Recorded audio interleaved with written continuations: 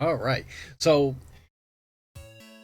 where do I even begin on this? So, if anyone's noticing already, hey, Gresh, you're going to have a little bit of a delay, so I do apologize for any delay that you have. I was not prepared to have more than one person commentate today.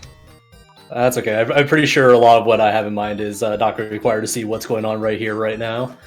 Perfectly fine. So, Gref, you have played a little bit of this randomizer, have you not? Yes, back when you first released it, I was poking around there trying to not break everything, but we found some very interesting things in there. But even from the start, this was looking very promising with the different options available for what was being shuffled around.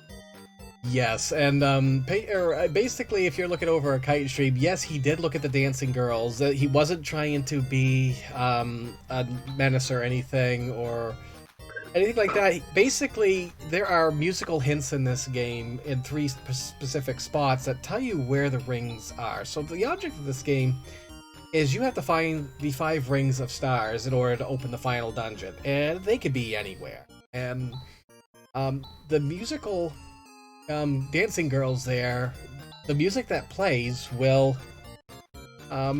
determine where possibly one of the rings are. So, as you notice, we actually started off with 5 completely random characters from the game. So we have good old Raja, we have Alice, Chaz, Kira, and Demi. And in this particular seat as well, abilities are randomized, so everybody doesn't have what they would normally have. They may get a piece or two, but there's where was I going with that anyway? A lot of things randomized. You can see Chitin over there taking a look at some of the shops and seeing what they have. Shops are randomized, and as per request from some people, we have tiered shops. Graf, have you actually played with the tiered shops yet? Actually, no. This was a feature I never got a chance to play with here. I saw someone mention that there was already a guard shield right off the hop there, but I didn't notice it in a store yet. So I've been trying to watch. Oh, guard mails, guard shields, guard robe. There we go. So we already got a good source of things to buy later if we need to. Yeah, so that's the strongest armor sets in the game are the guard stuff, and as you can see, they're quite expensive, even with randomized or excuse me, scaled prices. The tiered shops basically mean that every shop contains a certain set of items, so like titanium items or ceramic items, Laconia, or in that case, the guard items. Basically to make it so that you are like, okay, where did I find this item? Let me go buy it here. It just makes things quite a bit easier. Yeah, I definitely found while playing this originally, it was nice to just have a notepad document open. I just wrote down, if I saw something good, I just wrote down town and the item, so I can at least reference it later. And I see Titan's checking the side shop there that has the extra little added goodies I believe you added into this to help alleviate some things for runners. Yes, with with the tiered shops, that could still be anything though. So I'm pretty sure Dumpster is liking what he saw in the wreckage, which I believe he got the Alcidian out of the panel. So that's an amazing find right off the bat, because the Alcidian is Chaz's strongest weapon. But in this particular game, it also unlocks the Anger Tower, which it did that in vanilla too. But all you need to do is have the Alcidian in order to be able to access Anger Tower. You know, I probably should put up the spoiler log so I remember where things are, because everything happens so fast. But that would be a spoiler. Yes, for that. I mean, I've already played this scene. I vetted it. I just don't remember anything about it. I see some checking of spells there. I saw D-Ban was on Chaz, so that's a starting point. A couple of arouse is available, but that'll be kind of hit and miss. Yes, and when that may be useful till later. Yes, and in this particular game, definitely your transportation spells are quite important, and we see that we have access to the spaceport right off the bat too. So every planet and everything is available from the start to fly to, except the air castle. You do need the Aero Prism in order to get to the air castle, which I probably should at least tell everyone to remember to save before using the Aero Prism, because there's still a little bit of an issue with that. Yeah, I see Dumpster now is taking advantage of said spaceport and has already gone off to another planet to go just check all the easy grabs that are available. Yes, the Silence Temple definitely has some items here, and it looks like Chitin's going for the easy experience right off the bat, taking on Iglanova. And I'm assuming in this seed they're also playing with there's no random encounters enabled, so it has the bumped up XP on bosses to try to counteract that. Yes, so there's a couple things to counteract that. One, you get the increased experience with bosses. It's a 6-time multiplier. Actually, it's a 6-time multiplier on all enemies. And a cap, of course, because it does cap at 4 bytes worth of stuff there.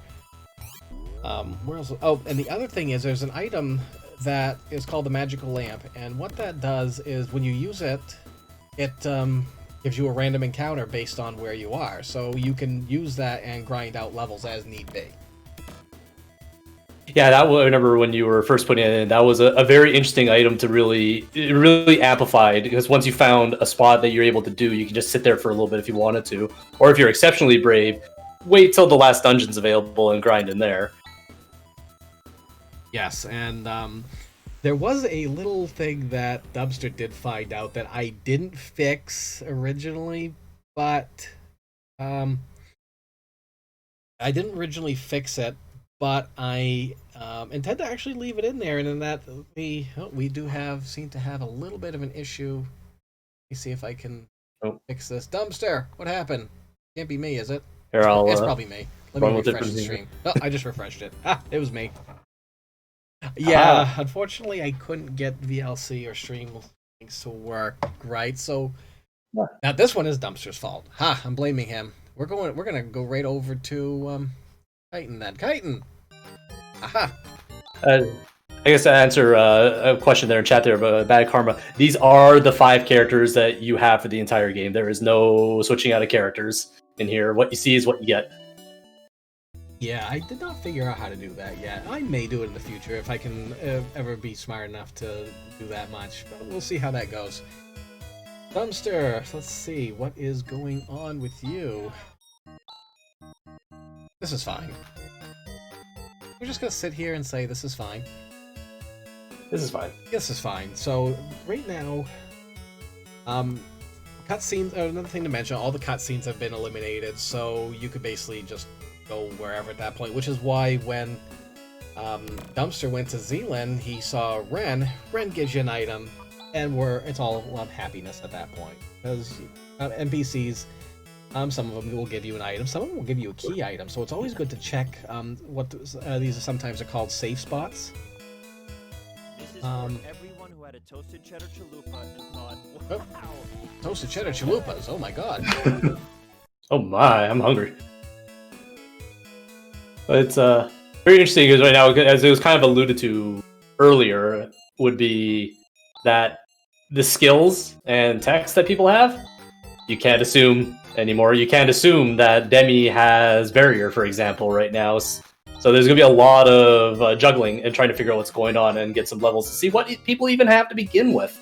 Because you have no idea what your boss strategies are even going to be later.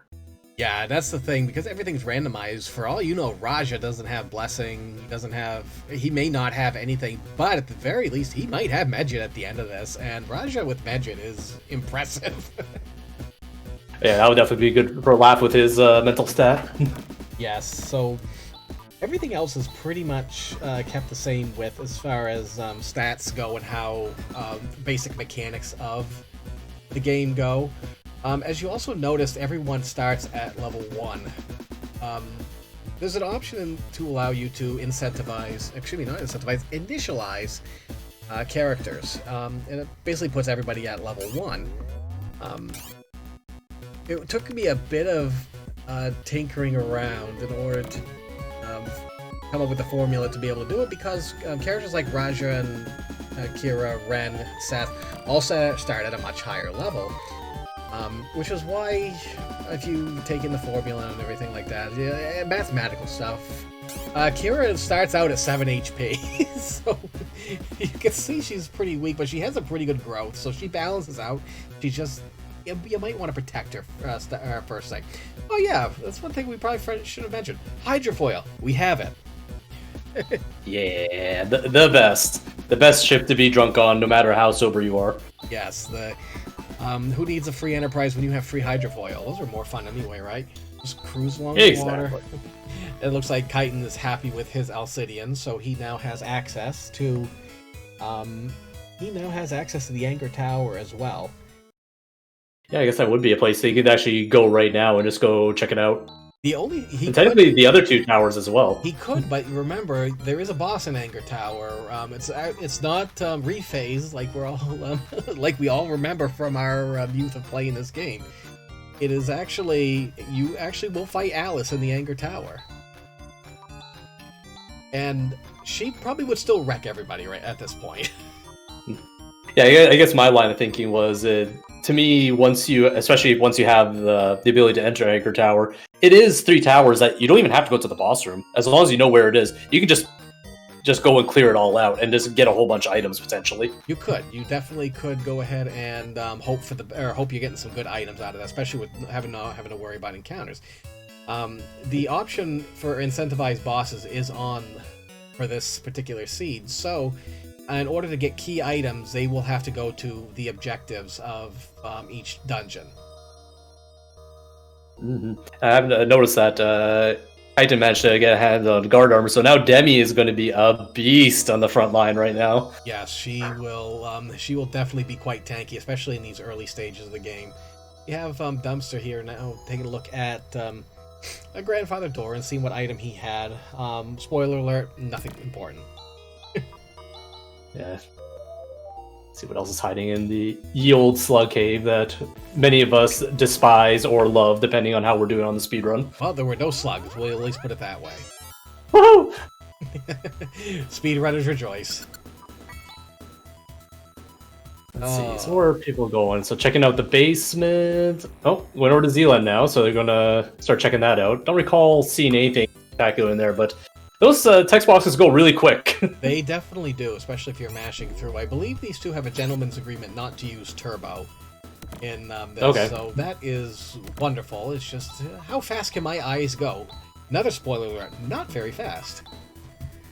Okay, there's a reflect shield there. That is definitely not a bad pickup at all. Reflect shields. I recall that is one of the highest, if not the highest, shield with the most magic defense. Yes, and it is the strongest shield that Kira can actually use in this randomizer.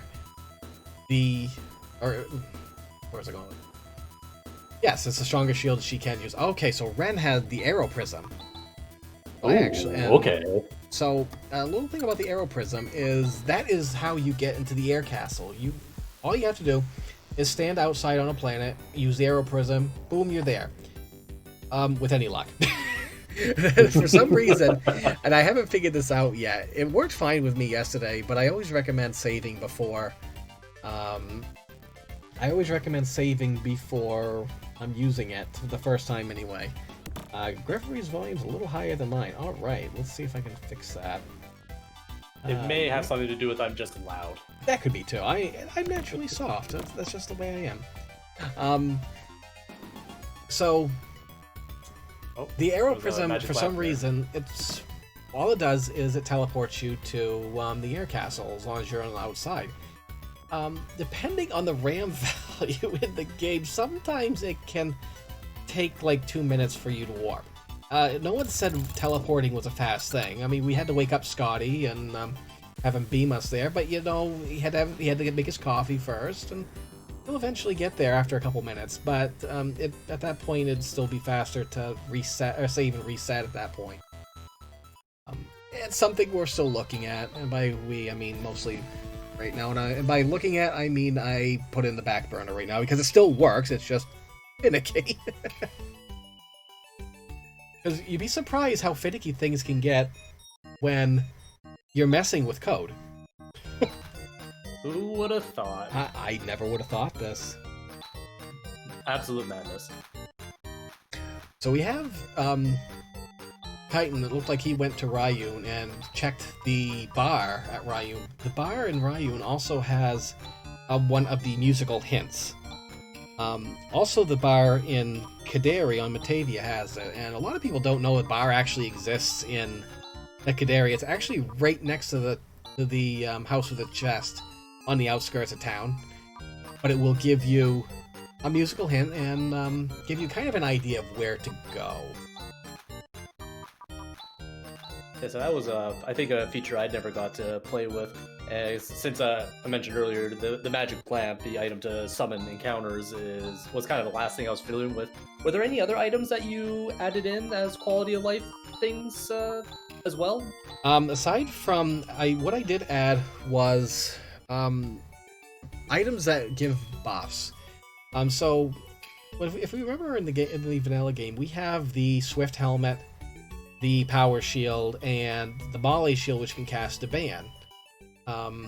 Those are all great, but we still lack an item that casts Barrier and Vision. So I made 2 items in the game, the Cyber Suit and the Color Scarf, which will cast Barrier and Vision respectively.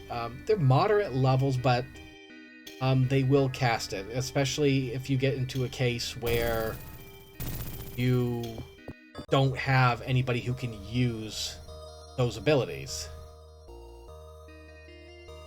Yeah, that's definitely a very nice thing, especially now with the randomized. Sorry, I'm interrupting you. No, that's fine. I was also gonna mention that these buff items, aside from the Power Shield, now also grant the buff to everybody in the party, even though the visual only shows one person, which I can't figure that one out for the life of me either. We'll get there, though. We'll get it. But yeah, definitely. That was one thing I remember seeing and realizing once I started fiddling around with the randomized what skills and techs people got. Just having those items, that is, you have access to at least something. It may not be as strong, but it's still there for the buff spells. It is such a nice bonus. Yes, a plus 48 to magic defense is better than a plus 0. I will put it that way. It's not going to be as strong as like Ren casting Barrier at certain levels, but it should be enough to mitigate. Usually in those cases, you'd want a few more levels than what you would use in like a speed run. Yeah, definitely. So Chitin being brave and going level 4 Sandworm at this point. And it looks like Dumpster's doing the same thing. What is this? Strats from 4 years ago? Right, I was going to say, those were old vanilla strats 4 years ago, but we didn't have Chaz swinging and missing. That's typical vanilla Chaz. So, another thing I do want to mention, Vision. It was useless in vanilla. It now actually scales off of the caster's dexterity stat. So basically, Vision now will help increase your crit chance. The reason that was put in there was because sometimes you may have physical characters who don't have a really strong physical ability to use, like crosscut or double slash. Chaz may not learn crosscut. But having a higher crit chance will help improve his damage output. Ooh, Alice kicked the bucket there. Oh. Alice takes 21 damage, Raja was taking 1 damage. We know where the armor was. Oh, yes. Oh, there's the reset. Okay, that was the bail. Yeah, so because everybody starts at level 1, and with initializing characters, every character now also has the same rate of... ignore the talk on that, I haven't bugged that out yet. But everybody gains... everybody's XP charts are the exact same, so no one's going to out-level anybody else. Yeah, it's a very nice bonus. At least you know roughly that, okay, level 5 over here, level 5 over here, 25 over here, I'm going to be 25 over here, and you don't have to do this weird juggling act like in the base game if you try to do anything that you could run into. Yeah, and because the XP is at a 6-time multiplier, you can see exactly how much experience you get. And then he was awarded with a silver helmet from the Sandworm owner. So you kill the Sandworm, talk to the owner, you get a prize. All of the Hunters Guild bosses are available to fight right from the beginning. The only difference is that the Valhalla Fort boss it's available, but in order to get the Valhalla Fort, you need an item called the Access Key. The access key allows access to both Plate System and Valhalla 4. So as long as it's in your inventory, you can get in. See, I have the catch from when Dumpster finished Sandworm there. I only caught 2 skills and texts. Saw Browse, but I did see a Warcry, and I didn't see who got it. So I'm very curious to see where that is, because that is always a fun ability to have. Yes, a Warcry is really, really good, all things considered. It increases the caster's strength by, increases the caster's attack power equal to their strength. Normally, in vanilla, it's Grizz who gets this, and Grizz has a really high strength, so he gets a huge boost out of it. But anybody in this game who can use Warcry can make good use of it. And just having to catch as well there, I saw Githu, I saw a Corrosion, I saw a Miracle. So we're starting to see some heavy hitters now showing up now, especially from Corrosion. If Corrosion's on a good person, that will be a big difference right there for killing some bosses.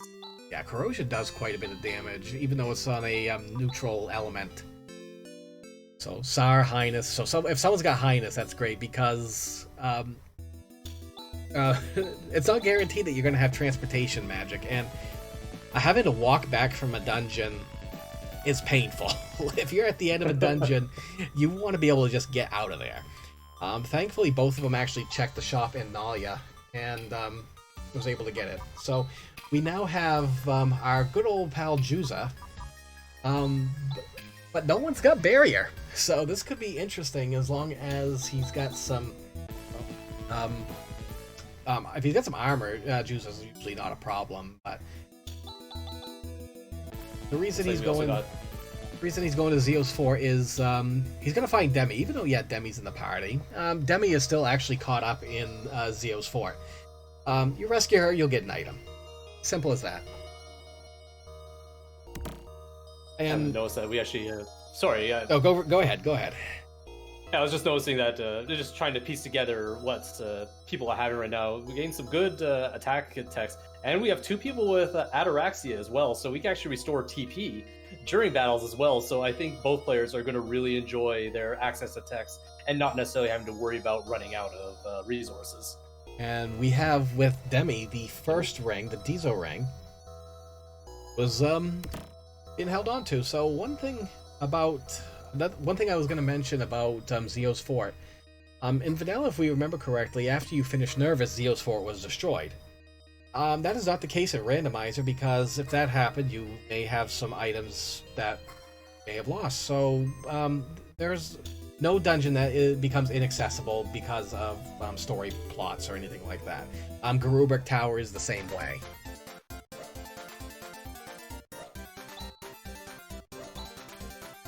Just a lot more exploring right now. Alright, so it looks like... Oh, what is he finding here? Some more telepipes and escape pipes? Yes, so one thing you don't want is you don't want to go to Tono without a telepipe, and you don't want to go to the weapon plant without a telepipe, because it's a long walk back if you don't.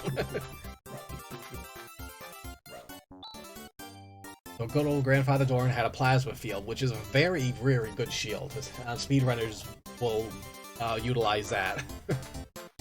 Swear up and down by it. Oh yes, let's not... triplets would be impossible without it. Yep. So the Diesel ring is one of the 5 rings needed in order to access the edge. It's also... The 5 rings are also the best helmets in the game. Diesel ring's bonus is it gives a little bit of extra mental stat, but it also grants a resistance to ice, which is very important for Grizz. So if you have Grizz in your party, you're probably going to want to equip him with a Diesel ring, because Grizz has got a weakness to ice.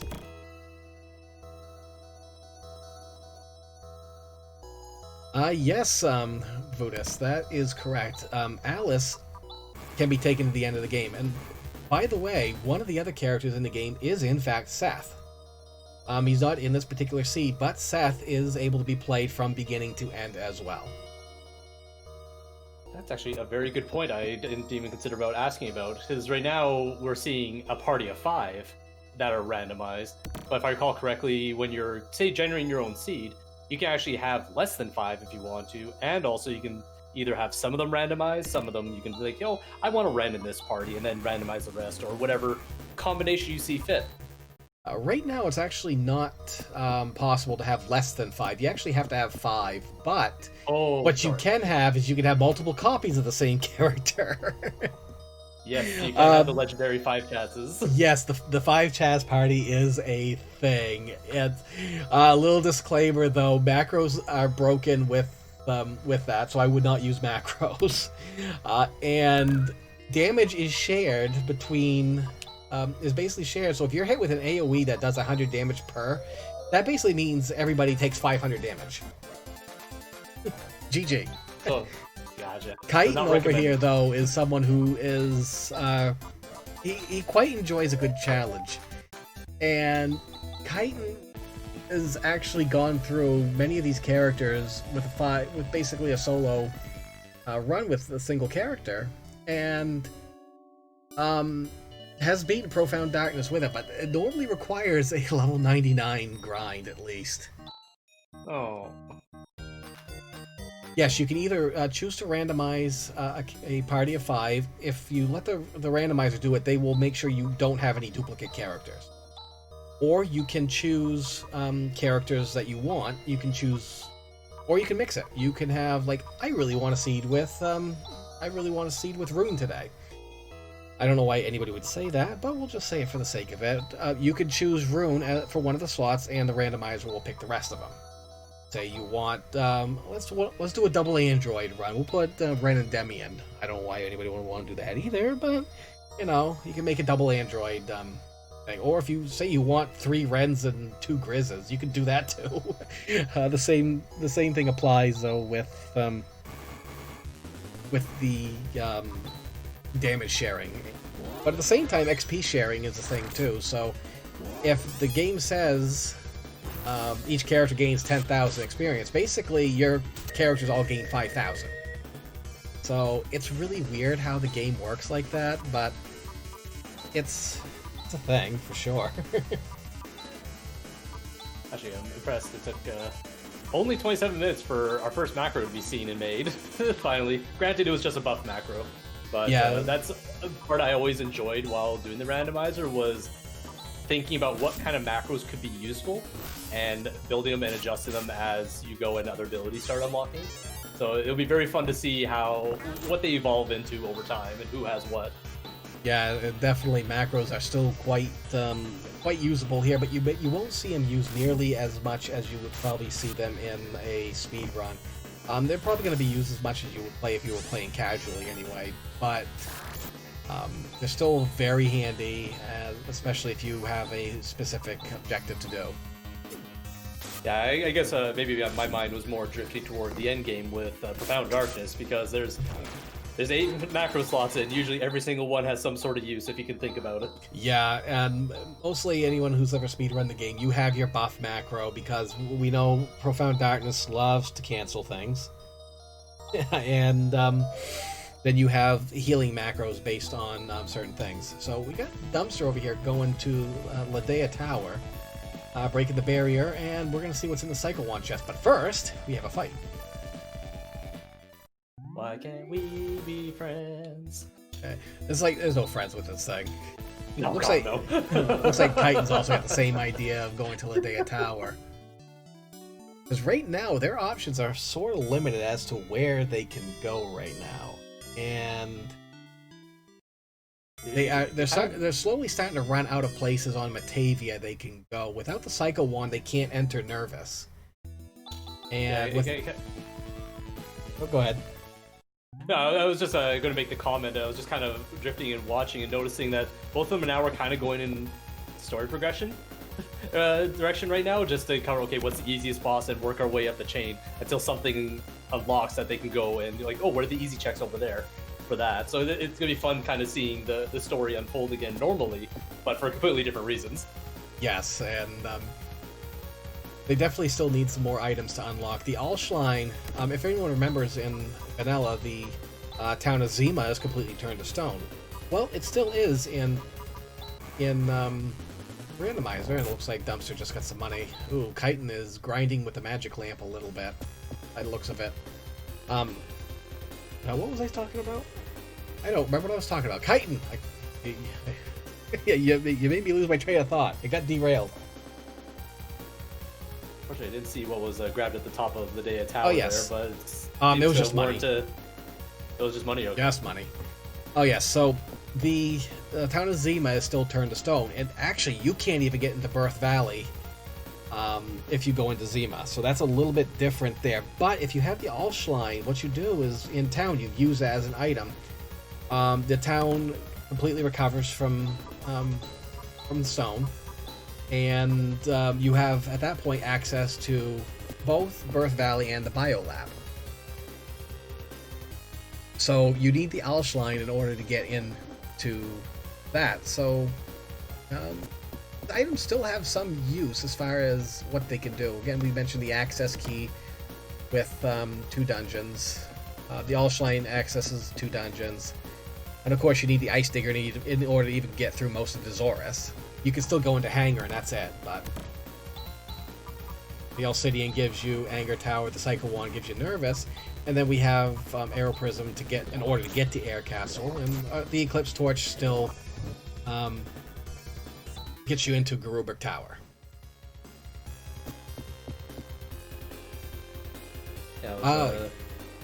Yeah, so what Chitin did there, this is one of the funny things about the Magic Lamp, is that it will take you back also to the last transition point. Not sure why it does that, but in the meantime, we're allowing them to use that. Yeah, it's there. Why it's not? there. And sometimes you don't necessarily need it unless you, gotten to a dead end or something and want to use it that way. The other thing, and Dumpster discovered this because I thought I had fixed it. Evidently I didn't, but I am keeping it in. The Magic Lamp was actually written over the Dynamite item.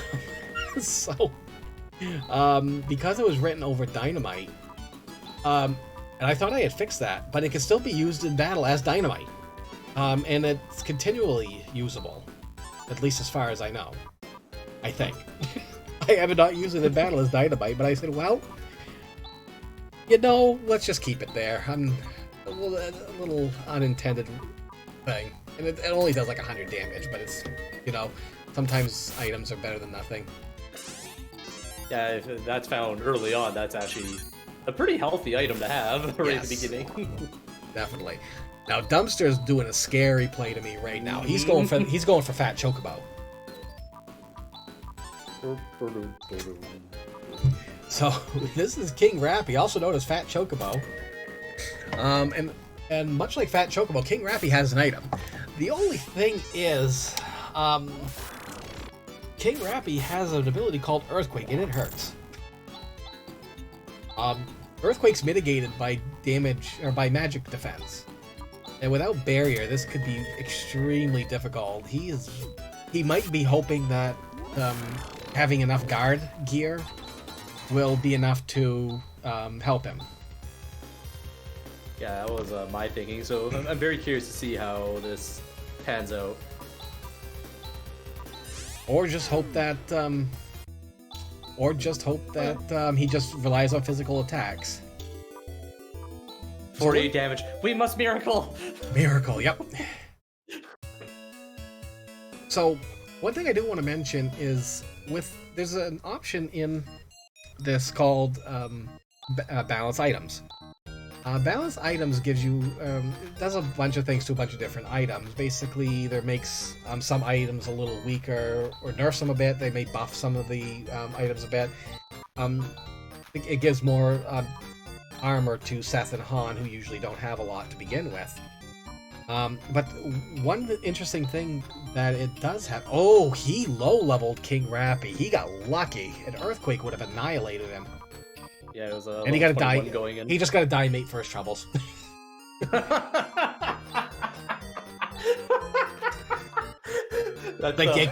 Kill the bird for a for a mid-level healing item, by the way. And he didn't kill the bird; he just went away. There's no killing of chocobos here. But as I was mentioning, one of the things that balancing items does is it makes a class of legendary items. And these legendary items, they're strongest for each particular type. So the Alcidian, which it doesn't really do anything to Alcidian. It's the strongest sword, and it's Holy Element. Silver Tusk is Holy Element, and it's got a little bit more attack to it to make it the strongest weapon. Photon Eraser, the Defeat Axe, which is now known as the Victor Axe. Shoutouts to Phantasy Star Online. The Male Dagger, the Moon Slasher. They're all buffed. Daggers and slashes are buffed in general. But they all also have the Holy Element. So this was made more so to give characters who don't have a real means of contributing to anything, at least they can attack and still deal a respectable amount of damage. Balance items also will... it increases the attack power of rods for both Raja and Rune. So they're still slightly weaker than swords, but they give a little bit of a better defense option and a better attack option. So Dumpster's over here now. He's going to be grinding Valhalla Fort with the magic lamp. So he's hoping to be in almost a pseudo-go mode is what I kind of want to call it. I wonder if the plan is just to crank it up that last little bit of a few more levels and really start pushing elsewhere where he feels that maybe he's a little bit uncomfortable. Yeah, I'm thinking, his options right now, Soldier's Temple, which that's dangerous at low levels. We all know and love Dark Force 3. Air Castle, which we all love Lashik. And Rycross, which has he could probably do Anger Tower easy enough right now. A few more levels he probably could easily get Strength and might be able to get Courage Tower down. Any rando player of this right now knows Saluz, which is the boss of Courage Tower, is not fun. he is a jerk. And a massive jerk at that, too. So I happen to notice that some of I guess my eyes are just kind of picking out a lot of the big things right now. I saw Saint Fire come into the picture now, too, so we got even more wonderful attack skills coming in. Yes, so Raja's got Saint Fire, I believe. No, actually, there's a couple others that can use it. So, unfortunately, the way ability randomization works, it's kind of character dependent. Techniques, anybody can use any technique. That's not a problem. Demi, Ren, and Seth don't have TP, so they don't have any techniques to use. Skills, on the other hand, are very limited based on who can use what. And there are some skills that everybody can use, which Flare, Barrier, Blessing, is a small list of them. But most of them can only still be used by the same person. It's basically because of animation restrictions. Like, you're not going to see Grizz use Crosscut, as much as I would love to see that. You would think he could, because he does kind of have an animation for it. But then there are some that can cross over, like Alice can use Saint Fire. So it's interesting to see where some of these things are. But here's the thing. Even though both Rune and Kira can use Tandil, they can't use each other's Tandil. Because they're actually coded in the game differently. So Kira has to have her own Tandil, Rune has his own. It's the same with Hyun and Flay Lee. Okay. Well, I think we got the... Sorry. The gist of it, anyway. Well, I guess we got our answer for what that little grind was for now, was just rampage around to go take on Dark Force 1 by the looks of it. Yes, he's going to make quick work of Dark Force 1 at this level. The part I'm worried about is he missed the chest. Oh. And I am worried what is in that chest that's on the left when you can go left or right. At one point for the elevator, the left one has, I believe, the Zirconium armor for Ren in the base game. Yes, it very well could. It very well could have had some armor to it. It's not going to have a key item because the key items are locked to the incentivized, basically the objective of the dungeon. So where the objective here is to fight Dark Force 1, that's basically the purpose of it. Is you'll get your key item from that. yeah, I guess my brain's still locked in when they could be anywhere before in the early days. I mean, you could not check off the incentivized option, and they could still be anywhere. So it just depends on what option you want. Different flavors, and good lord, we got kind of a sync up going right here, right now, between Chitin and Dumpster. Yeah, it looks like they're getting the same ideas right now, and kind of similar to what I was mentioning earlier, that they're just kind of working their way through the story fights again, because that's the easiest thing they can potentially do right now. However, fighting Dark Force 1 at level 27 is a little different than what I'm used to seeing. Yes, and Chitin looks like he's at a little bit of a lower level. I didn't get a quite good look at what level he's at. But he's 21, actually. I just saw it. Okay, so 21's still a decent. It's still, higher than the level 17 Chaz we're all used to. But the thing here also is Demi's got the Photon Eraser, which is now Holy Element. Chaz has Alcidian, which is Holy Element. Take a quick gander here in a moment and take a look at how much damage Chaz is going to do. Oh, there's going to be swinging for the fences on this. Oh, yeah. Assuming it hits. Oh, wait, no, crosscut. It will hit. Haha. Yep. So, these kids can do quite a bit of damage, and Dark Force is weak to Holy. So, nearly 500 damage. I've seen crosscuts hit for like 600 something if he's buffed and leveled up enough. But the problem is also, even though he's dealing a ton of damage to him, he still does not have barrier. Yeah, that is a very good point. There's no barrier at all, so a lot of these things are hitting really hard despite the kind of equipment that they're using right now. Yes, it's and the options are starting to become very limited as to where they can go. They need some progression soon. They need Ice Digger, or Ice Digger would be the best they can get, but unfortunately, it wasn't to be here. Oh no. Alright, so where would be the plan then? Like, my gut, for some... Actually, no, that wouldn't work, because as you mentioned, it's incentivized items here, so just going rampaging around on Rykros won't net anything of use. No, he may find something on Rykros if he decides to take out the Guardians, but I mean, in this situation where you've got literally, did Chitin have to restart? Oh no! He restarted and had to go way back to Ladea. Oh, that is heartbreaking to see. Oh, you hate to see it, folks. You hate to see it. That's unfortunate. So I guess. So Dumpster's options right now. Soldier's Temple, Air Castle, and the 3 Rykros dungeons. Where would you go at this point?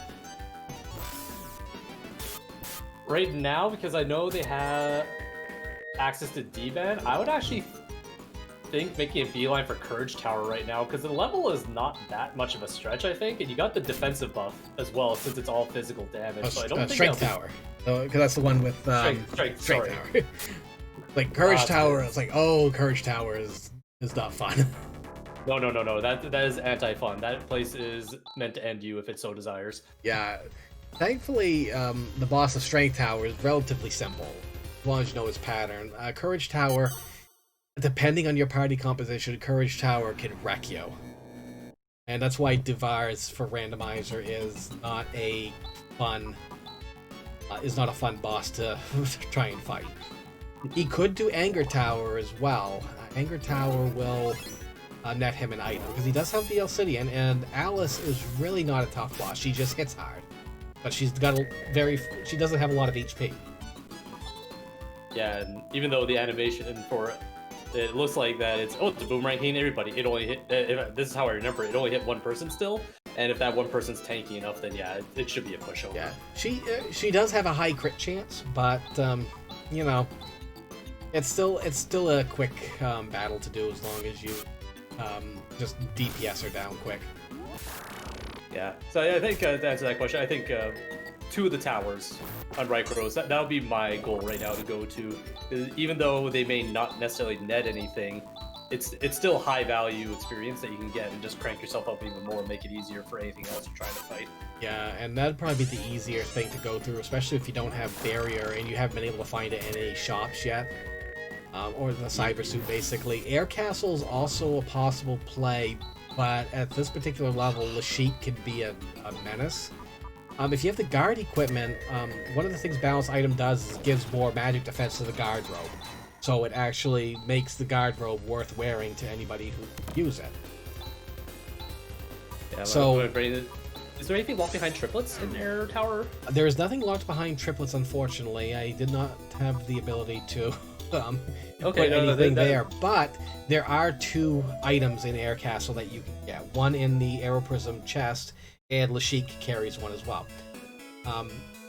Soldier's Temple is the same way. The Aeroprism chest will give you an item, and Dark Force 3 gives you an item. Yeah, so that is probably, I would consider, the most dangerous dungeon in this randomizer right now, is trying to go after Dark Force 3. For that is booty, because at least Dark Force 3 in this randomizer, you have 5 characters to fight him with. That is true. That is a nice bonus. I will say, though, if you don't have an Android or Seth in your party against Dark Force 3, getting hit with Mind Blast is not fun because he could stun lock you. Yeah, that would be really bad, and just straight up not having barrier as well. It's just making that fight an absolute terror to even consider. Yeah, which is probably at this point why Dumpster is grinding some extra levels. Kira has Tandle, and Tandle just wrecks through anything mechanical. So as long as she stays alive. There we go. That was a scary fight, though. Valhalla Fort's a really nice place to grind. To grind some levels, and if you have Kira with Tandle, yeah, she will annihilate everything. It's just Kira's Tandle is actually coded to be stronger than Rune's. That's actually interesting. I never was aware of that. Yep, it's kind of to balance them out where Kira has less of a mental stat, but her Hewn, Flaylee, and Tandle are actually coded stronger than Rune. When you're playing through the... I mean, if even at... The next time you play Vanilla, compare Rune's Hewn to Kira's, and you'll see Kira's actually will do more damage. Don't challenge me. I was actually playing Phantasy Star 4 on the last weekend there, and I'll power it on and go check. Flaylee's the same way, which is why even in the speed run, you end up going through... You end up using Kira's Hewn to do the Blizzard and Firestorm, and it deals quite a bit of damage that way. Yeah, that does make sense. Yeah, and because to me it also makes, because I can't remember if on the double text and triple text, if you use the stronger version of a spell, like say for Blizzard, or even Firestorm for Fwa, Gifwa, or Nafwa, if you use the stronger version, does that affect the damage calculation? I believe so. Okay. So if you use... I love that. I I assume that since Rune has access to those earlier, that's the reason why he's doing that, and save the Hewns on Kira there for that. So he's making an Air Castle play right now, which you'll notice the first set of barriers in Air Castle are gone. This is basically so you don't have to traverse the whole thing, you can go straight to the triplets. The second set is there, you do need to fight the triplets in order to get to Lashik. This is not a bad move. He does have some extra levels, so he might be able to withstand Lashik's Another Gate. So, Thunder Halberd's not that big a deal. The problem is Demi might take quite a bit of damage to it. She has a lower HP pool than Ren, but she's also got guard armor, so it could balance out. Yeah, another unfortunate effect right now, because based on what I've seen right now, Debbie does not have access to recovery, so she can't even self-heal like she normally... Oh, she does? Yep. I didn't see that. That's the only guarantee from the original, is that Ren and Demi will have recover. Whew. Okay, because I saw a lot of miracle use earlier, and I was just assuming that this could be tricky. Well, when I was gonna say when Debbie has photon erasure, I guess you don't want to. I guess you don't want to mess with that. So I guess It looks like Chitin went back and got his diesel ring. He's going. Oh, he's gonna grind over here. I thought he was gonna go for Dark Force. I was gonna say, oh, that was a brave play right there. That would be very brave at that level, especially. I think I saw someone with a death spell as well. So having, if you can get the big slugs to show up, that's a pretty safe grind. Well, let's see what this triplet plate offers. Yeah, let me go ahead. I'm gonna go ahead and switch audio real quick.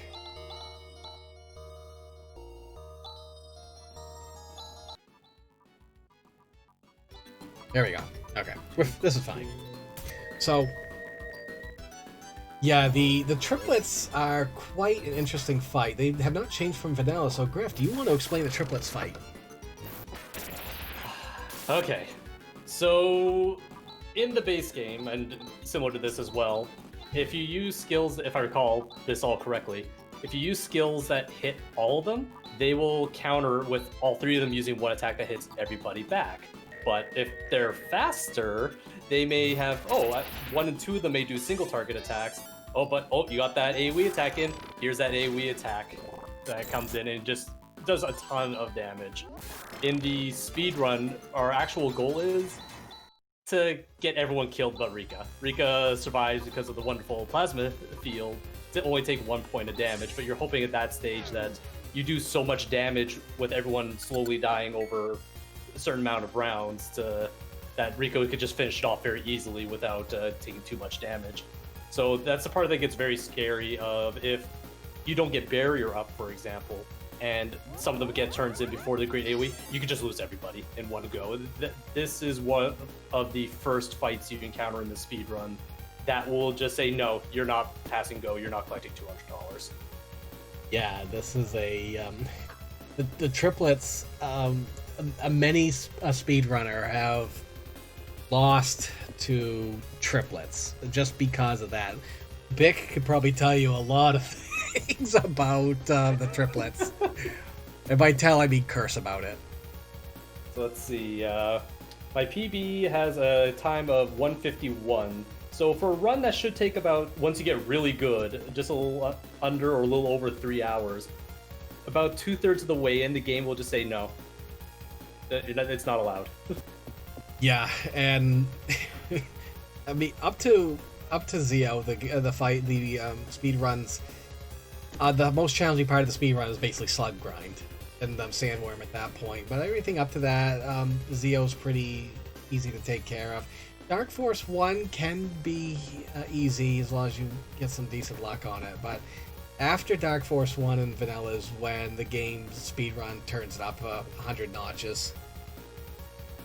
Yeah, I'm very curious to see what Lashik has to offer on this. And this is actually just reminding me of one of the last times I did the randomizer and the wonderful little item that was hiding behind Lashik.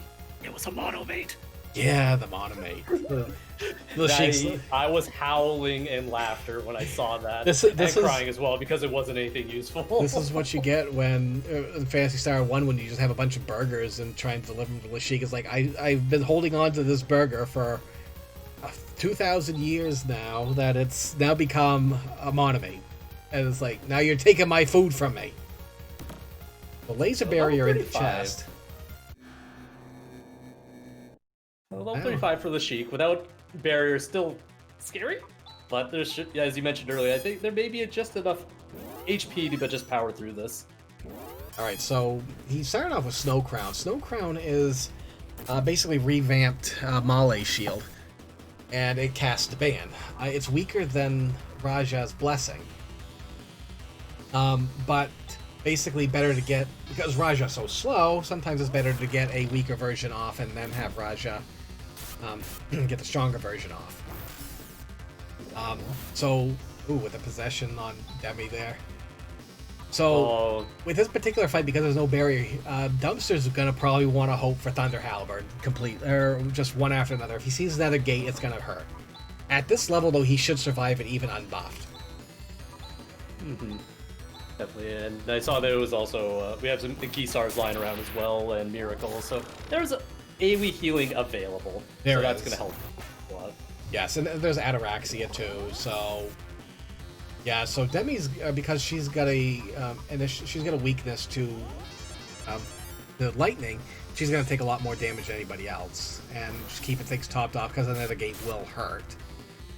Thunder Halberd is mitigated by defense upgrades, so which is why you're seeing Alice, Chaz, and Raja just laugh at it. Yeah, it's looking pretty good right now. I would say with the suite of abilities that they have right now, as long as no one gets one shot, they should be able to survive this fight. Until Reinforce shows up. Yeah, and especially with no Cycle Wand right now. Reinforce will give a plus 20 to all of Lashik's stats. But I think even at this level, with Sanner out, this should not be a problem to finish him off. He'll deal more damage with his abilities, but there's Reinforce. So that means he's got at 25% or less health. And we got Chitin grinding out some slugs over on Island Cave still. Not the best place to grind, but if Kira doesn't have Tandil yet, then it's probably a safer spot to go. Especially since he doesn't have access to Mistveil. In the Alshline, we got progression. Hooray. We do have some progression. So that's 2 things that opens up? Yes, technically 1, but there's 2 dungeons in it. So it opens up Zima. And which will give you 1 item, which is in the bio plant, but you do have access to Earth Valley as well, and the shops that Zima has to offer. That would be true. Well, looks like we may be in Rycross exploration mode now too, and just holding on to that Alshaline for later. Yep, it's like. Where are you going? Let's take a Anger. look. Let's take a look at Anger Tower and see what goes on. Again, there's a guard sword in there. It's like, I've got the Alcidian. Wreckage was kind enough to have it for me. Thank you for more selling material to buy more Stardew's later. Yep, pretty much. This is a brand new one. Go ahead, Graf. Oh no, I was just gonna make a comment that for a lot of RPGs, I tend to shy away from items and not worry about items. This game has taught me that items are incredibly invaluable, such as Stardew's and Souldews. They are so wonderful to have. And more progression at the Anger Tower with the Cycle Wand. Alright, so Motavia has some options opening up there. That's great. We'll see. It'll be interesting to see where he goes now. This is actually, for Kite, this is actually a good fight, but unfortunately being flamed to death. And Raja's got a fire weakness. So any flame attack with Raja will pretty much annihilate him unless he's got the motor ring. If he's got the motor ring, which it has fire resistance on it. So that's basically the ring you're going to give Raja. Plus it has plus it also has agility bonus, so Dumpster's going with what I was originally wishing for, of just clearing out 2/3 of Rycross. Alright, someone asked, where can we find this randomizer? That's a good question. I actually made a webpage for it, and I'm hoping it still works. Let me go ahead and get that, and I will post it on here manually, because I didn't have enough foresight to have a bot done for this. But let me pull this up. Oh, no, that's not where I want for... Back up. Pay no attention to the thing behind the curtain. Alright, so let me get the link somewhere. Link. Ganondorf's worst nightmares copy link. Yeah. So that is the website for the randomizer. All done in one single executable file. Just download it. Your antivirus may hate it, but trust me, it's not a Trojan. I can vouch. I was seeing that before. Haven't had any problems except that one time. Never mind. Yeah, as soon as I got rid of Avast and just went to Windows Defender, Windows Defender is much better with it, so... Let's see. So what do we get from our big punchy boy here? Oh, yes, Devars. So, Devars only uses physical attacks, so you actually don't need barrier for him. And he will... this particular fight is really interesting, and in the speedrun, it's one of my favorite fights to watch, just because of how much you control the flow of the fight. Graf, would you mind talking about this fight? I would love to. This fight is amazing more toward the end of the game, because it's a fight that once you're all set up, you can shut off the brain. You just don't even care anymore. All you have to do is just get D-Ban up. Once you have that, any skills you do, Davars here is going to punch everybody. And when he punches everybody, it hurts, but not a whole lot. And you can just use items like the Guard Rod to heal up everybody and start mitigating that damage. And you only care once you hit a certain threshold for Ren and Chaz for their HPs when they're about to get the one shot. And then you just full heal back up. And you rinse and repeat while beating the stuffing out of them. Yeah, this is one of the few fights, even in a vanilla speed run, that really is scripted to a point, because he will counter 100% of the time with Disrupt if you use a skill or a technique. So, a lot of nothing in Strength Tower, unfortunately, but Laconia Mail, a good upgrade. I think there was a Reflect Mail in there too, which a lot of... the Reflect Mail is a good alternative if you can't get Guard Mail. Yeah, that would definitely be a close second in my books for armor for the late game. Dumpster's having the same thoughts we are. Do not touch Courage Tower. Yeah, you don't go there unless... I would consider Courage Tower and Dark Force 3 as the two last resorts. Because those ones, they're just things that can just go south so quickly. Yes, Courage Tower. The boss of Courage Tower works a lot like the boss of Strength Tower, and if you do something in particular, he'll counter 100% of the time with a particular skill. The only thing is, we don't like the skill he uses because it hurts, even if you mitigate it with Barrier. And the boss of Courage Tower only uses magical abilities, so all you need to do is throw out Barrier, and you're good to go at that point. But the thing is, if you physically attack, or if you use just normal attack on that boss, he will counter with Legion, and that hurts a lot. Bouncing back from that is tricky, and that's particularly why that boss is so difficult, especially if you have Grizz in your party. Because Grizz doesn't have a lot in the way of skills or magic. He's basically your beat stick. And he only really can rely on physical attacks. So, he's definitely a place you don't want to go to if you can help it. Definitely. And going to Nervous right now is a good call because, there's a talking. This is one thing I wish I could do with the game, is I wish I could take away a lot of the just normal dialogue that you have. Unfortunately, all the text in this game is actually compressed. So, dialogue text is compressed. Some of the other text I can change, which was why we have items like the Snow Crown and Color Scarf and Magic Lamp. If I could, I would basically, if you ran the talk option, it would just say, "Hi, Dark Force," or something like that, just, or some random thing. I would have so much fun with dialogue in this game if I could. Thank you, RPGC. This took me and all the testers out there, and big thanks to Gref for co-commentating this with me, because this would be boring for everybody otherwise. Well, I wouldn't say boring. My voice would get boring, I should say. Yeah, you definitely put in a lot of work onto this, and I just want to say, I've said it to you multiple times in Discord, thank you for the amount of work you put into this, because even though I haven't played this in a while, every time I've racked up to play one, I've enjoyed it every single time, and even if I hated myself at the end for what occurred to me, I still laughed at the end of the day. And definitely also a big thanks to Chitin and Dumpster for offering to race this game and show off the capabilities of this to the public. And I can't thank the community enough for their support and everything that I've done for this, and testing and ideas. And there's going to be a lot more to come. This isn't the final release, but this is a good solid start anyway for our public. By the way, we got Zio now. Yay, Zio! Music! I can't hear it because I have the stream muted, but let's see what he's got.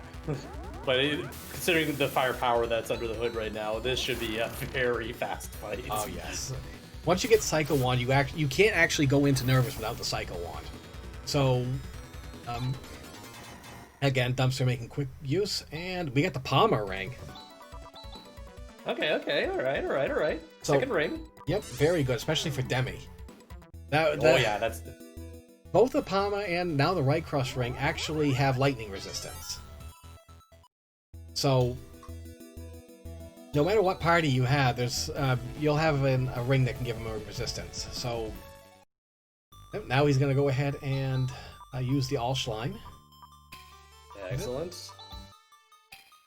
Yeah, I was about to expect the cutscene to show up. I forgot you actually have to use it to trigger the cutscene.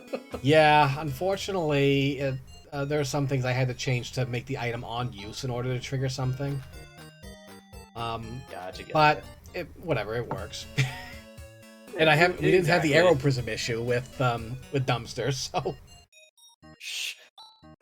Chitin still has to go there. this is true. Chitin looks like he's now starting to grind Valhalla a little bit.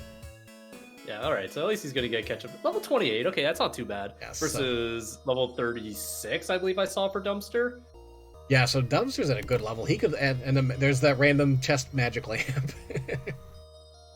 Surprise! Surprise! It was in Birth Valley. Because you could actually get the magic lamp in any chest. It's also an incentivized item, so you can get it there. We just want to make sure you can get it by some means. Yeah, it's definitely something there that's very handy to get. It definitely, sure. Speaking of places that could also randomly end a run, nuts to this dungeon that is the bioplant. Yeah, in a vanilla speedrun, this particular dungeon is very dangerous just because you are so low leveled and under geared that it becomes a big issue. There's a guard robe. Nice. Nice find. That is a very nice find. That saves quite a bit of money for having to buy that. Yeah, that's two people that can use it by the looks of this team. Yeah, so so we that's got not going to go to waste. one with a guard. Oh, that is something I probably should mention too. Is no piece of gear in this game would in fact be able to go to waste because the way the chest randomization and shop randomization is set up, it's set up to a point where it's only going to give items that can be used by characters in your party. So we don't have Grizz in this party. You may have noticed we had no axes, which is great because we don't have Grizz. That would be useless. Actually, I was not quite aware of that. I don't know if that was a change that was done later, or I just wasn't paying attention at all. But that's actually very good to know. Oh, that's big. Anchor tower. That is big progression for Dumpster. Oh, hello, opening up an entire planet now. Yes, I don't hear Dumpster right now, but I hear him very happy. Did Chitin just take out Saluz? No, that was Anchor Tower. No, that's okay. Anchor Tower. Yep, you're right. I was Yeah, gonna say. I saw Alice up there, so now we know that Alshline has been grabbed over there. Yes. So he is. Chitin's going back. He's like, I got Alshline, and he's gonna like what he finds with if he goes over to if he goes over there right now. He's gonna love the fact that the ice digger is gonna open up a lot for him. And I think that's the plan right now. Actually, no, he didn't get Allshine. He didn't get Allshine. He got Psycho Wand. Oh, Psycho Wand. Sorry, I confused which was what and where. That's okay. Allshine was in Air Castle. Ah, yes. Okay. Which he could do that. All right, so he's gonna. So we got Dumpster gonna check out Mist Veil right now, and hopefully the cat gives us something. Mono made in the chest. That would normally be a tri-bait. Yep, that's a downgrade. That's another thing. I'm trying to remove myself. What would I do normally? But like, no, I can't do speedrun things right now. I have no basis in that right now. I got ideas, but it won't necessarily be applicable. Oh yes, and so What? yeah, this is the one room I hate because you actually go up into a door, but you're coming down in the next room, and it's like the only place in the game that does that. Not Silver Rod. He's had the Silver Tusk all these years, hanging on to. He probably sat on it for a while. It just melted and became a rod at that point. Yeah. Fortunately, not quite as good as the Silver Tusk by comparison. No, not even close. But at least we got to see the cats. We did get to see the cats, yes. Penguins! Yeah, we get the penguins here too. Actually, a friend of mine made me a perler of one of those penguins. Oh, that's as so I can see awesome. from my desk. It is great. Oh, I love it. No, you can't sell the Psycho Wand dumpster. So legendary items cannot be sold. However, However, you be can put try. on people. As much as it seems like it's a bit of a dead horse to beat to go back to the speed run, but some of us like equipping the Psycho Wand onto Raja when he leaves the party just to get it out of our inventory because we don't want to see it anymore. Oh yeah, the Psycho Wand has in randomizer has, as long as you check off balanced items, has a plus 120 attack. So it still will, physically it will still deal quite a bit of damage, and it's got quite a bit of defense to boot as well. It's still better to equip 2 shields on a spellcaster like that, but if Raja, right now Raja doesn't have too many attack options. He does have Saint Fire, but, oh, we found the perfume shop here. Ooh, cheap Stardews.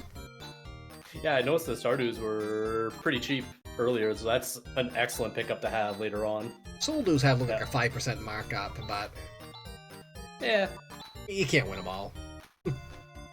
But just by knowing where the Soul Dews are, that's still extremely handy as well, especially if you have no other ways of reviving. Because I don't know if there's been any Reavers showing up yet at all in people's tech lists. Oh well, we haven't seen them. We haven't seen them die enough yet, so. Nope. Immediately went to Hydrofoil. Wait a second. Like I can't break through the ice here. Oh, yeah, Hydrofoil goes very fast, but it can't break ice. Hey, it's this guy again. What do you know? Oh, Chitin, are you having issues now?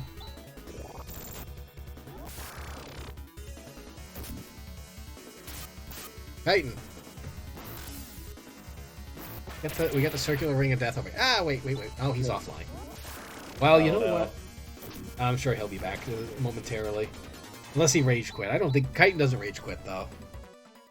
He seems pretty stoic about things. He usually is. Now, me, I mean, I made this. I would still rage quit at times. Actually, I did not finish one because the grinding was just going to be absolutely ridiculous to try to defeat Profound Darkness and have a chance of surviving. So I just could have tapped out at that point. Yeah, if you can't find Barrier, and there shouldn't be any reason why you can't get Barrier, because the Cyber Suit is... all of the buff items are considered incentivized items, so there will be at least one show up. You just gotta find it. Gotcha. Okay. Let's see what else is hiding around here. Press that for respects for Chitin.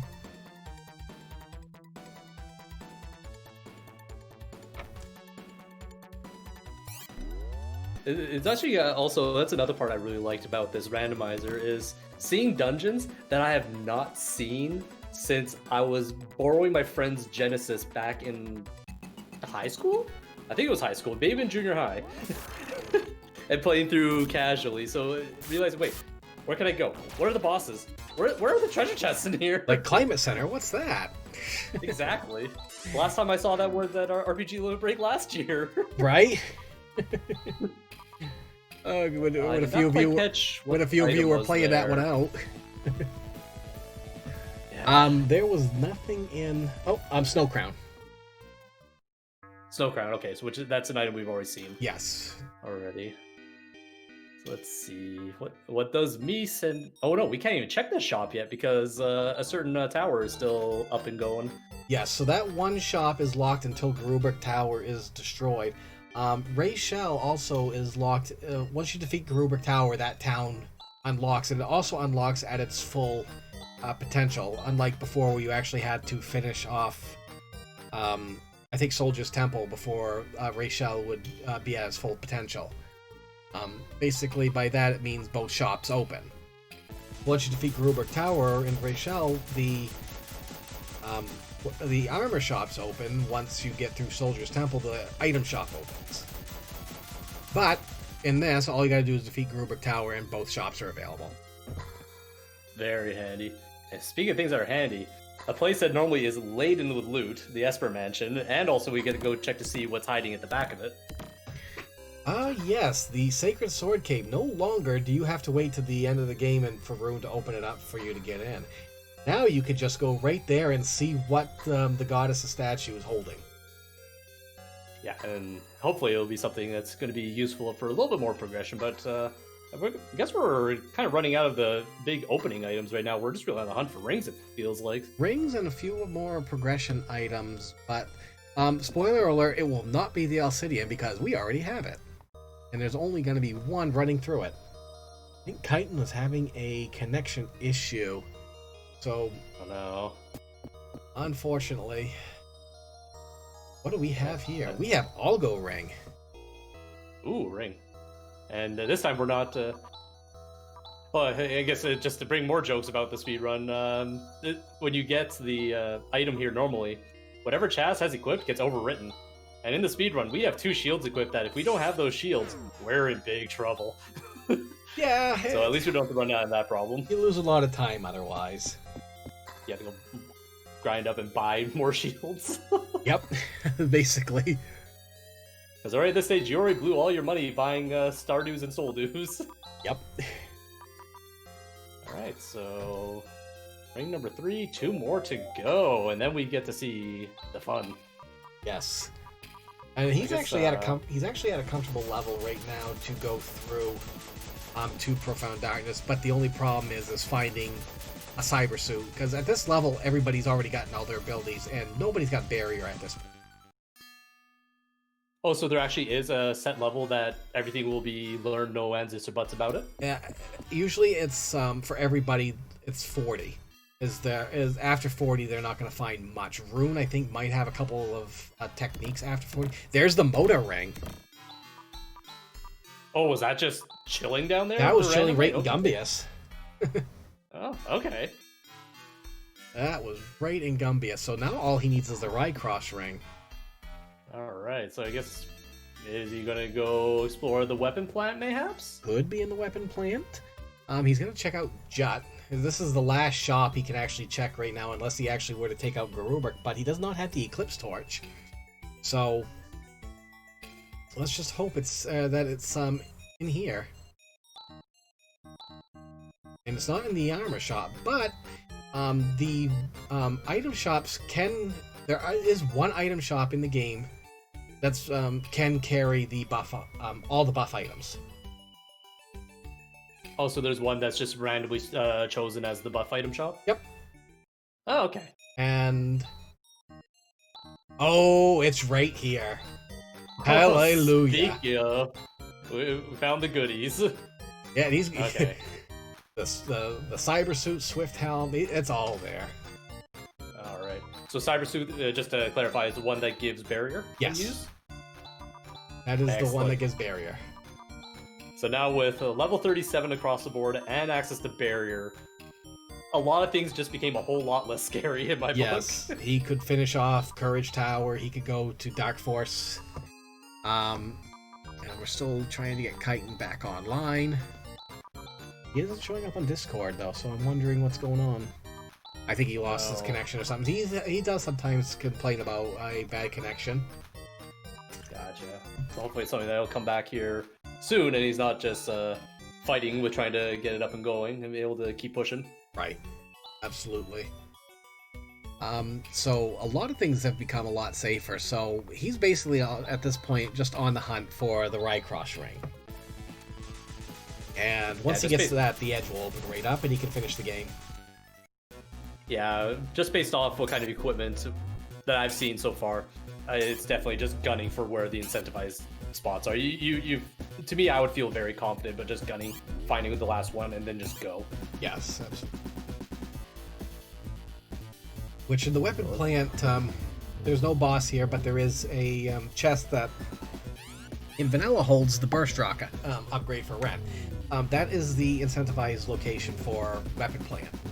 So you grab that. Also in the weapon plant, the terminal that gives unlimited repair kits is gone.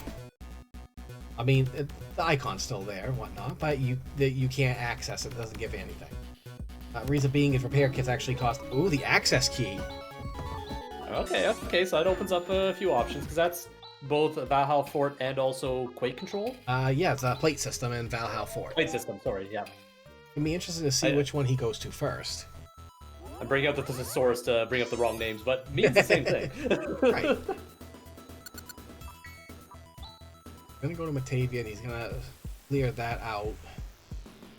But where he has a cyber suit now, he may just say, alright, I'm just gonna clear out Matavia right now. So he may even go to Soldier's Temple first thing. Get the extra experience from Dark Force that way. Yeah, that's a real possibility. We're gonna see where Dumpster decides to go. Careful driving the hydrofoil. It goes I think it's Soldier Temple like you're thinking. He's looking for corrupt. Yeah. Almost there. Almost.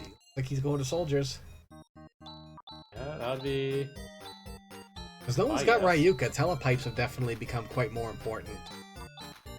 Yeah, that actually could be part of the reason why he came here, because he may have already, scribbled down that there's telepipes available here.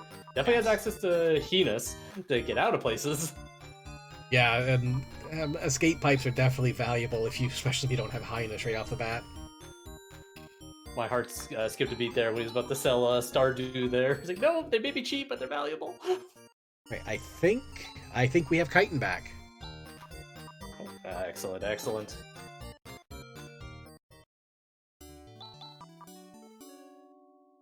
Yep, there we go. I see it on the feed now. Alright, so last we left Chitin off, he did have the Psycho wand, which I've got to click on. Mouse, where are you? Oh, you're on the other monitor. There we go. Aha. Alright, so he's gonna go plate system first. Alright. And let's jam to plate systems music because I love the Bioplant music, which is the arrangement from the tower theme from Phantasy Star 1. I loved it so much I put it in a couple other dungeons. Well, using that artistic license of yours. Absolutely. Both Nervous and Plate System. And the Climate Center also have it. Basically, I figured any of the systems that control something on... give it a little bit of lore at that point. That control something on the planet should have this music. But why not? Exactly.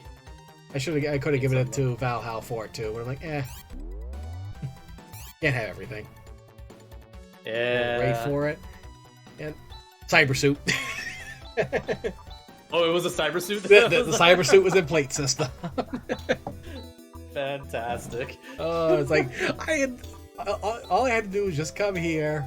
But the thing is, it's just kind of bad timing where the weapon plant had the access key, which would get you the cyber suit, and the cyber suit was also sold in the town nearby. Yeah. The usual. I better buy this because I don't think I'll find it anywhere. Yep. Found it.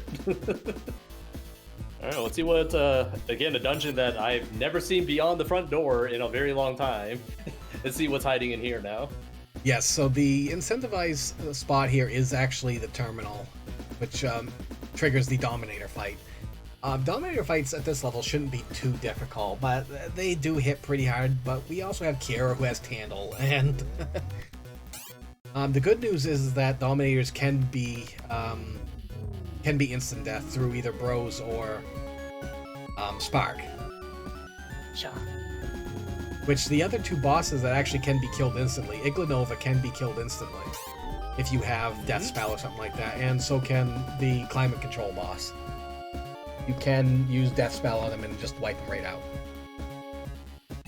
It's something I'll have to keep in mind for later in case I decide I need to play myself a little bit maybe after this. You know, when we start the Profound Disorder Randomizer League, right? Oh my. Oh, is it serious or? It's the dream. It is the dream. Okay. I figured I would just double check on that just to be sure here. I would love. I may have to get some reps in. I would love to create something that would, either league or a tournament or something like that for this if we ever get enough people interested in playing. It is the dream, that's for sure. But we'll see how it goes. There's more things I do want to add to this over time. The next thing I'm going to be working on is actually randomized bosses. So you go into Piata Basement. Oh, wait a second, that's Dark Force 3. Sad times. Sad, very sad times. Which is a very good point to bring up, that you did make an adjustment to this, so it allows you to save anywhere now, which is going to be a godsend in those kind of situations, especially under that flag. Dumpster is in go mode. There was the right cross ring There right it there. is. Okay. Fearless Decoy, you can find out more about this at this wonderful website I am about to post right now. Boom. Ta-da! It's Lady Starboard Bot at its best. Dumpster's making some really good time. We're only at an hour 25. Yeah, I will say he's doing the seeds faster than I did. And I had the spoiler log.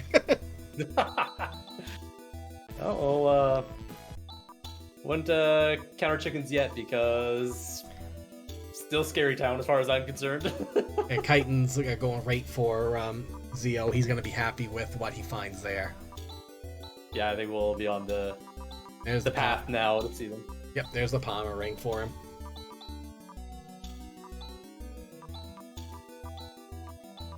Looks like we're on macro making, so I'm assuming we got our... Let's see what kind of healing we got. Okay, so this is just straight up all healing we're making here first.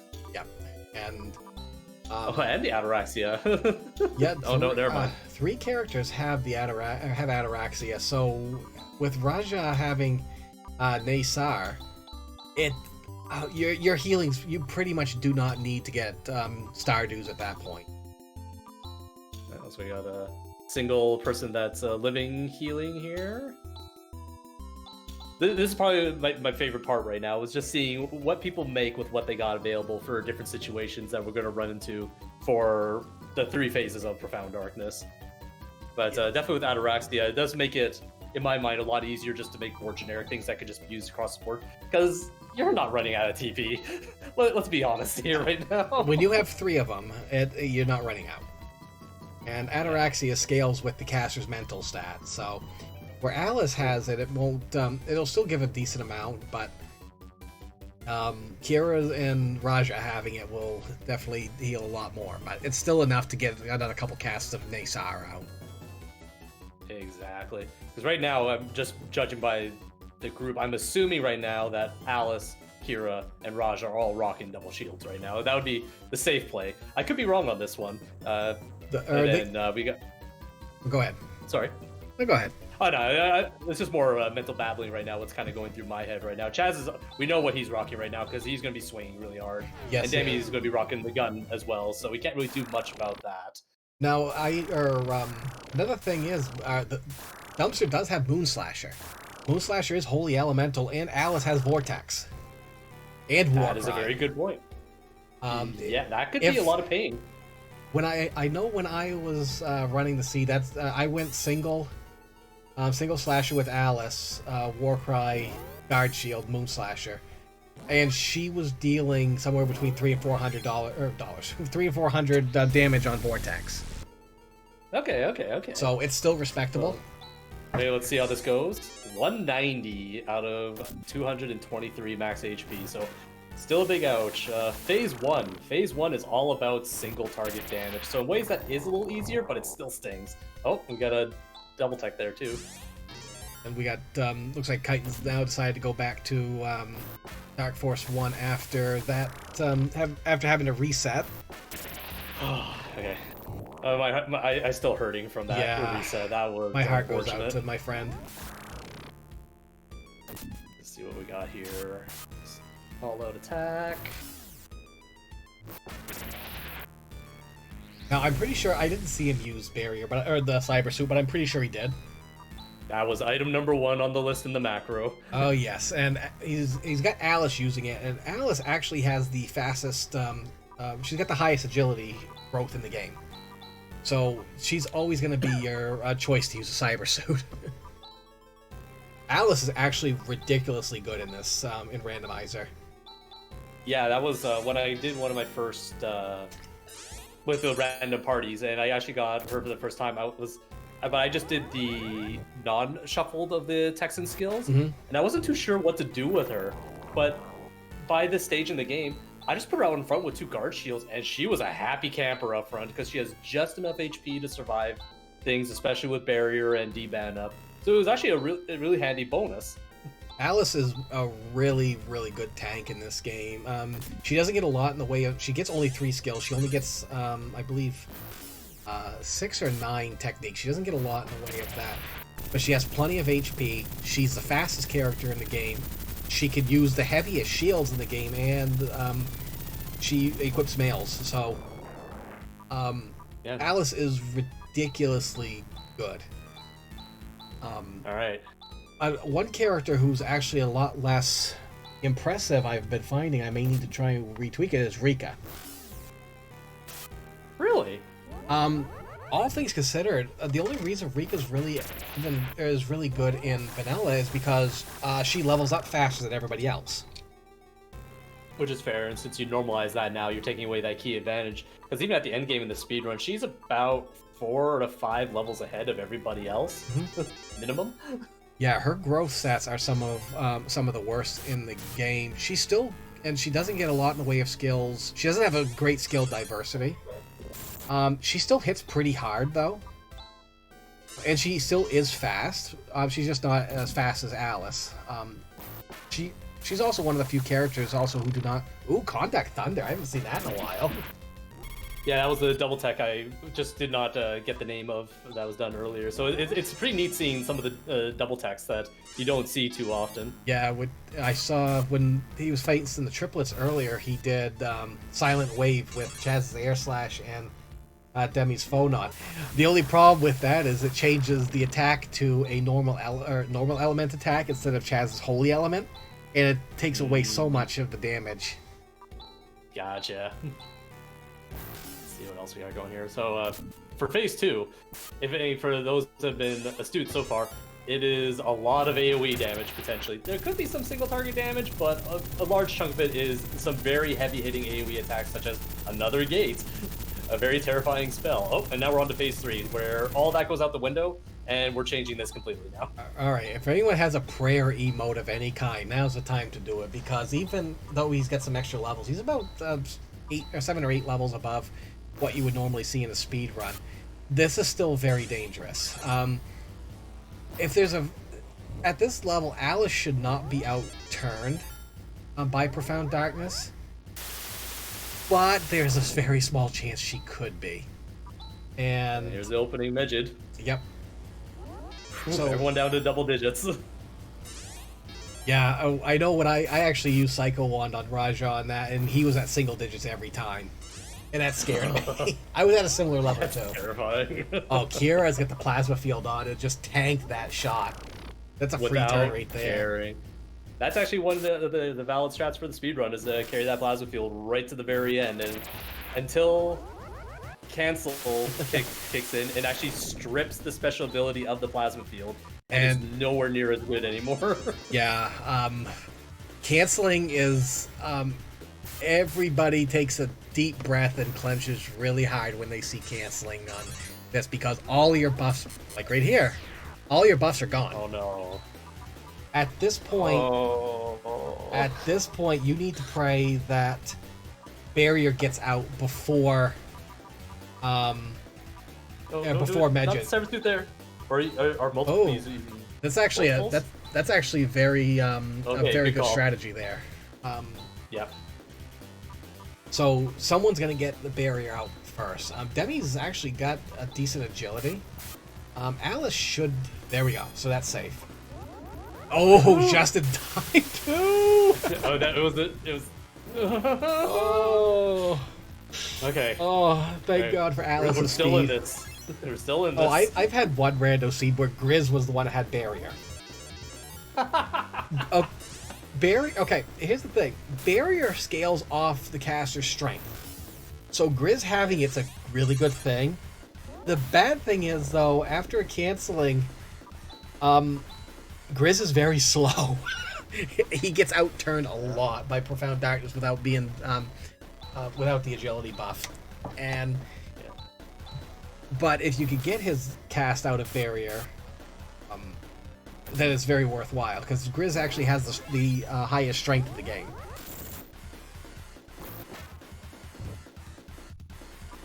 I'm just watching and praying right now. Okay, at least a single target didn't do too much to Chaz, so that's good. But the nice part about this team loadout is there's a lot of damage that Profound Darkness does not like built into this team. Oh, and Dumpster going with a defensive Alice strat, casting Nate Watt, so getting that Contact Thunder out. But yeah, both Demi and Chaz have the holy weapons equipped. So,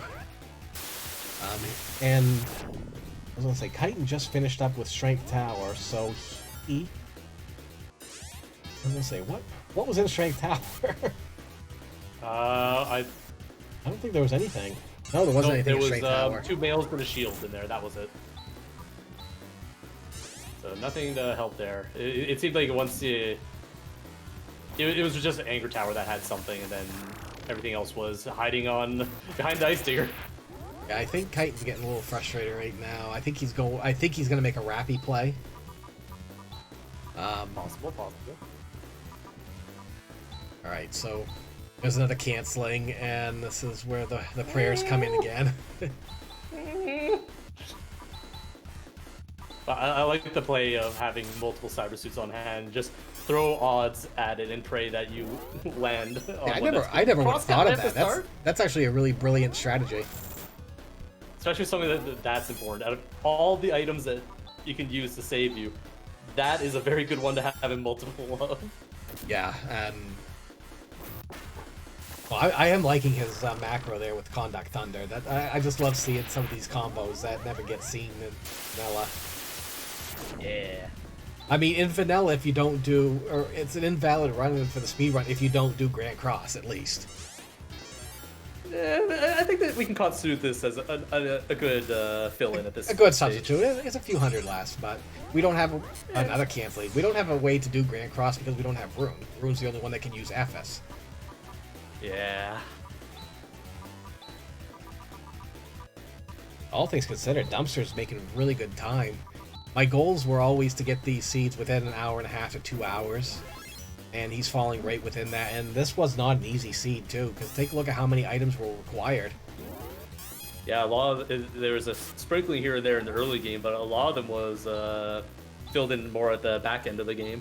Yeah, Air Castle to get the Alschline, and it's just like one thing had to. It was basically a lot of fetch quest type of things at that point, because you need the Alschline to get from the Air Castle. So you need the Arrow Prism to get the Alschline in order to get the Ice Digger, which the Ice Digger at that point would give you 2 of the rings. Mm-hmm. This is probably getting pretty close to a kill here if I... Yeah, he just keeps getting he just keeps getting canceled. Yeah, that's the doubt. I guess I'm thinking more in duration rather than how much effort's been put into it right now, because that's what, 4 cancels now, I believe? Yes, I believe 4 cancels. Yeah, that's a terrifying amount of. I don't think Chitin's gonna be too happy though. Not with that die, mate. Yeah, he just defeated the Fat Chocobo and got a die mate for his troubles. And he's just walking out. He's frustrated. I mean, I'd walk out too at that point. It's like, screw you. Don't even bother using the highest. And that's time for Dumpster. Oh, GG. It's a final of 138.15. Actually, probably a little less than that too, but I'll put it at that. Good enough. That is a GG for Dumpster. Holy. At least the best part is, it just goes right to the credits. I wish I could change the text on the credits, but you know, we still got to give credits to the original peoples. So I guess we haven't seen Chitin go to Air Castle yet, have we? He has not gone to Air Castle yet. I think I'm not sure where he is looking to go at this point, but we'll go ahead and switch over the music right to him. I'm kind of hoping he just hasn't forgotten that it is actually an item just chilling in his inventory, ready to go. Yeah, I reminded them on Discord. Save. Remember to say before. Yeah, it looks like he's going to Air Castle now. Okay. Hey, what do you know? It worked. Ta-da! Let me see if I can pull Dumpster in for a chat.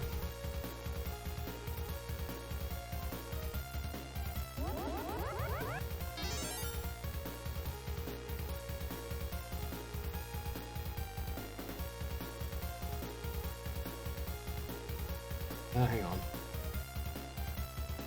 Yeah. Oh. So as we saw earlier, we're just heading through the air castle now, and goal number 1, gotta take out those triplets first, so we can go access to the sheep here. Yes, the wonderful, wonderful triplets. To be honest, though, that's another one of my favorite fights to actually see you worked in a speed run. Just because of the, yeah, you need a little bit of luck. Once you get barrier out, it's pretty safe. Yeah, it definitely is. It's actually a very interesting fight when, especially if you don't get barrier up in time. Well, you actually do have a few options to get through the fight. It's going to take longer, but you have a way out at least, unlike some situations where if you don't get barrier up, such as a certain run race I did with Bowie the Hero at RPG Limit Break last year, where I got another gate right turn 1 before barrier went up. That's not uncommon, though. That is not uncommon. That was the one and only time I saw it. And, what happened?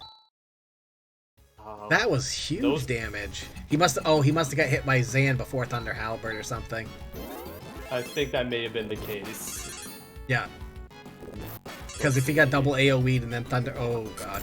Here's this is the pain coming, the single targets. Okay, so there's not going to be a triple attack, so that's good for this first round here. That's actually not a bad strategy either, is get your slower character, get the macro out first with your slower characters, then use your AoE and you won't get countered.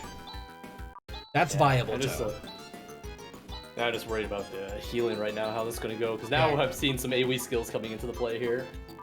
Yeah, the let me just see if I can.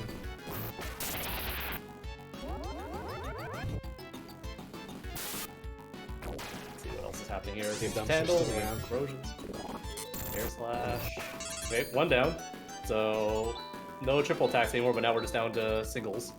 But when Alice gets crit for 1 damage, I think we're sitting pretty good right now. So this round, this should be finish off the last of the triplets.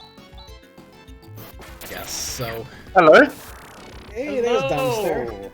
Well, that was scary. I didn't have barrier for so much of the run. I was like, I haven't been to Lashik without barrier before. Is he just gonna one-shot me? He did not use another gate on you the entire time, too. That was very lucky. I over-leveled at Valhalla Fort because I was just... If I didn't, I would have been one-shot for sure at any standard level. Yeah, that's the beauty. I mean, you had Tandle, so Valhalla Fort, Kira with Tandle, if you have it, Valhalla Fort becomes your grind option at that point. Yeah, pretty much if I have Positron Bolt from Ren or Tandle, then Valhalla becomes a good grind spot around the level 20s. I mean, you may die like 1 or 2 times, but I think it's definitely worth the experience. Yeah, and you had a really... that was a seed that actually had 6 required items out of the 7, and you still had a time of 138.15. Yeah, I think what helped is the guard armors in the beginning, and an early obsidian for Chaz as well. Really helped the damage output. Yes. Because in the balancing for this mod, the guard armors do give more magic resistance, which kind of helped offset that I didn't have a barrier. Yeah, and unfortunately, nobody in this seed learned barrier, and the cyber. It was funny. The cyber suit was in Jut. And then you get the access key in Weapon Plant, and you go to Plate System, and what's there? A cyber suit. I know. I bought 2 cyber suits because Profound Darkness can be a troll. So even though Alice is probably like one of the fastest characters, I didn't trust it. So I used cyber suit on 2 characters to try to make sure that I got the barrier off before he did midget. See, I never thought of that. That's actually a really brilliant strat. Yeah, we were both commenting on that while you were doing the fight. It's like, wait, he's using 2. He can use 2. That's brilliant! Yeah. in vanilla, only 1 character has barrier, but if you... And the way the speed works in this game, even a fast character can get outturned by a slower one. So just to make sure that I got the barrier out on 2 fast characters, I used the barrier, because Demi definitely would have died without the barrier, and I'm not sure. Probably Chaz as well. I'm sure. I mean, Alice actually is the fastest character in the game, and there is at that level. There's almost zero chance that it will happen. But this is Phantasy Star 4. Zero chance. Almost. Basically, there's still a 1 in there somewhere for a percentage. Do enough rando seeds, and then that resetting for 10 minutes. I'm like, it's not worth it. Just do 2. It's not worth it. Yeah. But yeah, that was. How are you feeling about the whole thing, though? Oh, I'm really hyper. I've been watching the vanilla speedruns of Phantasy Star 4 for years, and I've never really got involved. And when the randomizer came out, I was like, okay, well, something I can just go to chaos with. And the randomizer definitely makes you think about a lot of game mechanics that you ordinarily wouldn't think of in the vanilla. So, such as what techniques are magic and what techniques are physical based, because you always have a character, or for most of the game, you have a character that can cast barrier and deban. But in the randomizer, that's not guaranteed. So, for example, I was very reluctant to go to the air castle without barrier because of they have very strong magic attacks. Yeah, it is a very terrifying place for sure for that. It plays true to the old RPG trope, is if you feel like you're too weak, get some levels. Yeah, I mean, just because I could grind so quickly in Valhalla 4, I thought the 2 or 3, maybe up to 4 minutes that I'd be grinding, I might save in doing subsequent bosses because I don't need to heal as much. So, for example, in is it Courage Tower, the physical based? Strength Tower. Yeah, Strength Tower. Raja has Deban, which basically meant that all the physical bosses I took a lot less damage from, because Raja has a really high mental stat, which means that I mitigated a lot of physical damage. So bosses like that only ended up doing 20 damage to me or so. So having Raja having a little bit more speed and things like that, yeah, I think it was worth it. It's actually very interesting that you brought up specifically the Strength Tower there, because Starbird actually asked, like, if people were to go to a place right now, where would they go? Like, go do the 2 towers. Yeah, the 2 easy towers, because you got D-band, you're okay. And no more than maybe 2 or 3 minutes after that was being said, boom, you were heading there, and I was so happy. Yeah, it's basically because I had 2 choices at that point, because I just gotten, I believe, the Ulschline. And I was like, there's 3 checks in Rycross, and there's 1 check that I can do right now in Matavia. But then when I believe I got the access key and maybe the Psycho Wand in Matavia? Sorry, in Rycross. And then I was like, I'm not doing Salus without barrier. So I was like, if I have to come back, I'll come back, but I'd rather not. Yeah. Salus is Salus. We were talking Salus and Dark Force 3, which are the 2 bosses you actually did not fight, but they're also the most nightmarish. Yeah, I mean, I was kind of willing to. Well, the thing is, Dark Force 3,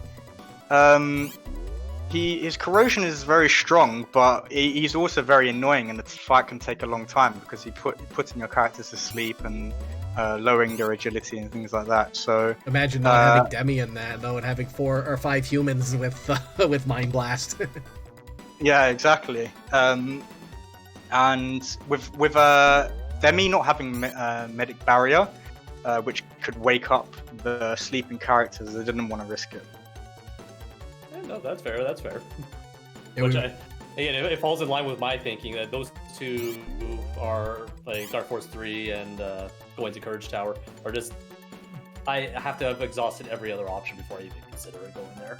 Yeah, especially as I don't think I didn't have barrier at that point, because I was thinking between going to Climate Center and Valhalla 4 or to Soldier's Temple, because they have the same number of checks.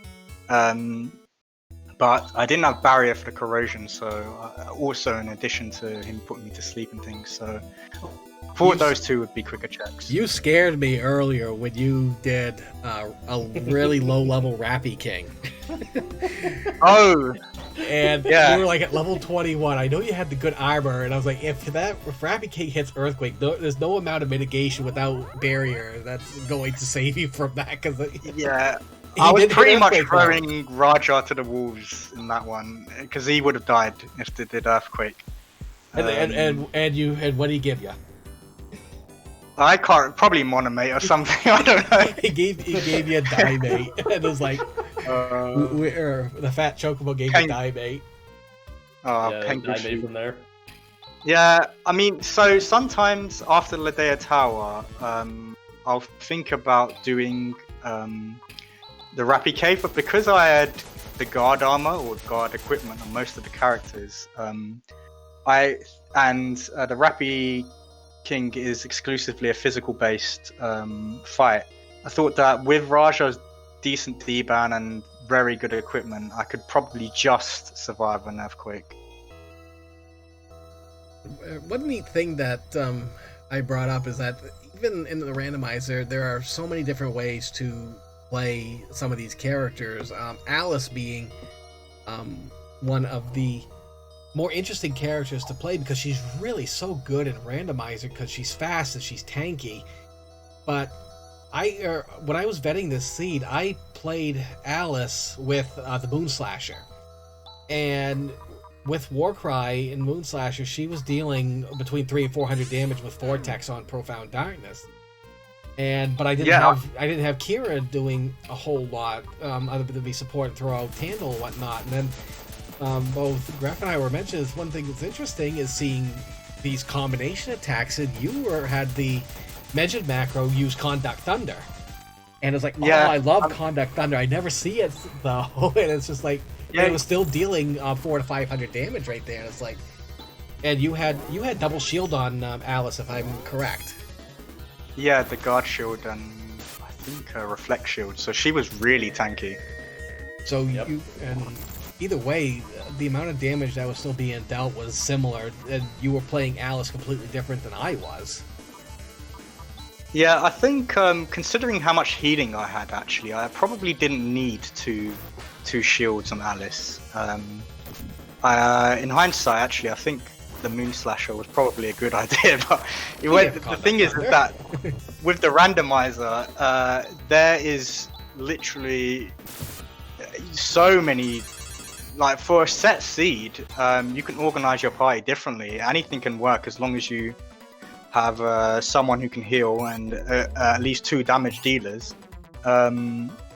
It's so creative in the randomizer. So that's one of the things I like about it, is that a character isn't put into a pigeonhole of this is my magic defense caster and things like that, because they could have a whole wide range of spells. That's a very good point as well, because one of the things that was spotted fairly early on is there was a lot of Ataraxia available for you, so you could go ham on whatever attack spells or whatever you felt like healing, not an issue. So you get a lot of interesting choices you can make, because now all of a sudden you're not burdened with buying 20 Stardew's, for example, because you have Nassar available to you. Yeah, I think I still bought 4 or 5 Stardew's even though I had Nassar with Ataraxia, and it was just the paranoia in me. What if Rasha gets slept or something? But in Profound Darkness he doesn't get slept, so I don't know what I was thinking, but it was having the combination of a very good heal and TP recovery definitely makes it so you can take more risks in doing damage. Because quite often, if you don't have a heal like Nassar, you may have to have 2 characters that are healing. And with an android, probably cast and recover as well, you may only have 2 people doing damage at a time. Yeah, but at least definitely having the Nassar option, at least you know all your living people, one action is a full heal effectively, so that's really good.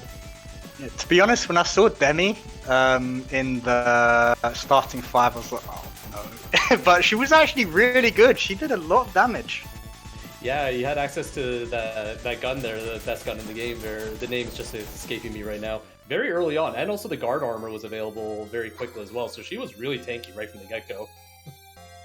Yeah, even with because I didn't get the electric resistance for a while on Demi, so I was also a bit worried about that going to fight Lashik. But the D-ban, I'm not sure is the Thunder Halberd. I think it's a physical based spell, so that Yes. the D-ban and Raja really saved Demi in that fight. Yep, no, you're absolutely correct in that the D-ban, it was definitely reducing that damage very nicely. So Dumpster, you're gonna sign up for the Phantasy Star 4 randomizer league, right?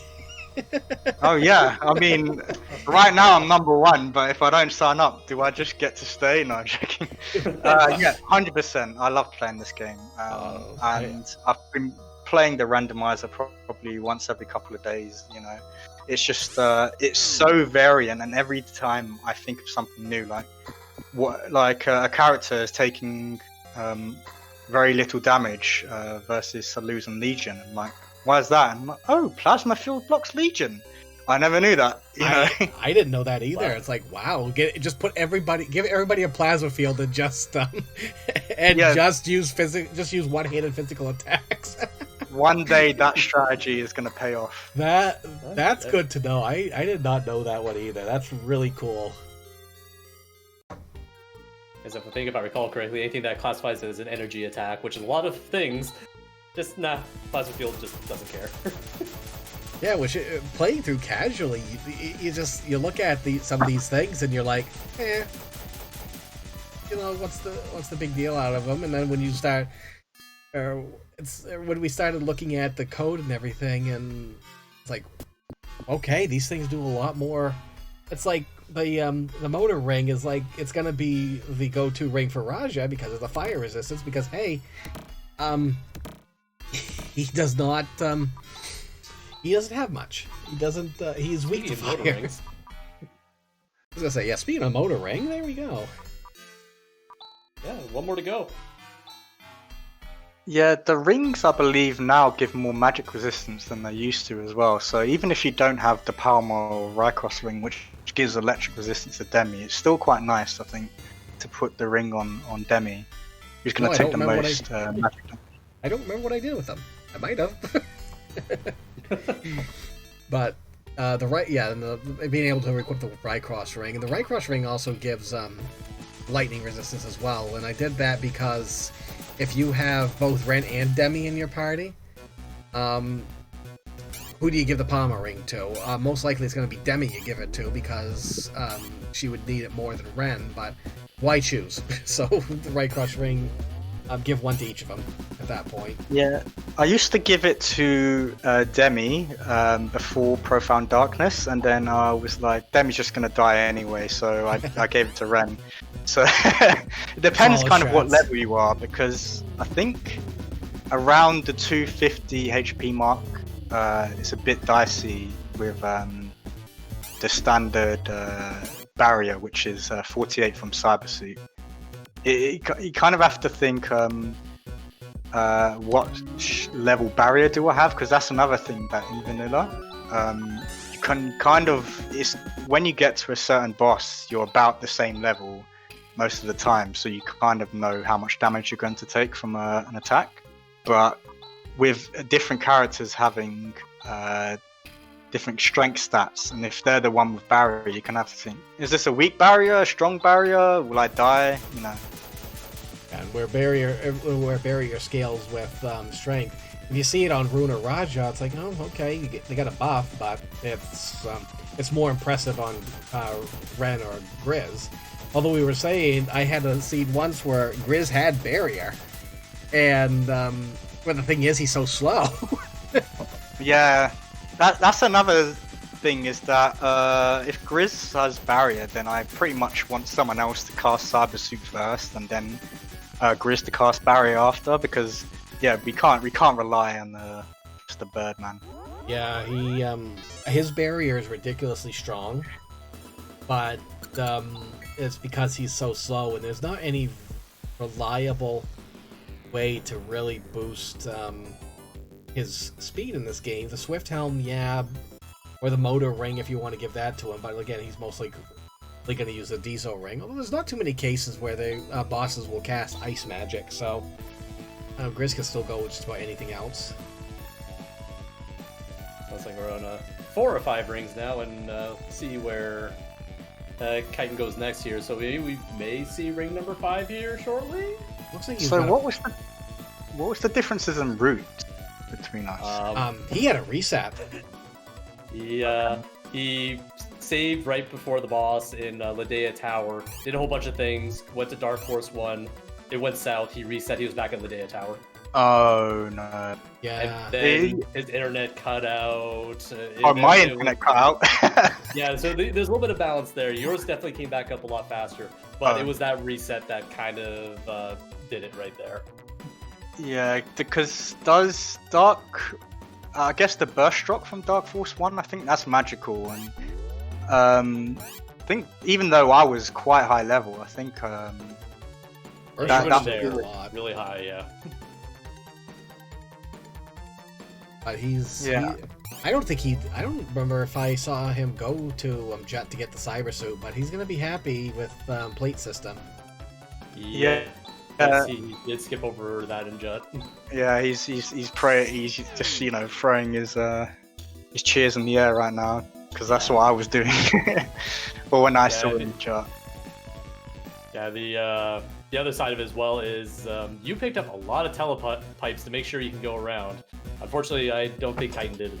Yeah, so one thing I do in the beginning is I sell all my weapons, which, sometimes comes back to bite me when I fight the first boss and I have no offensive spells or anything. But I use that money to buy as many escape pipes and tele pipes as I can. And that's actually a really good idea, because odds are you're going to find something that's at least better than the base equipment. Yeah. And in the first dungeon, because Zealand... Go ahead.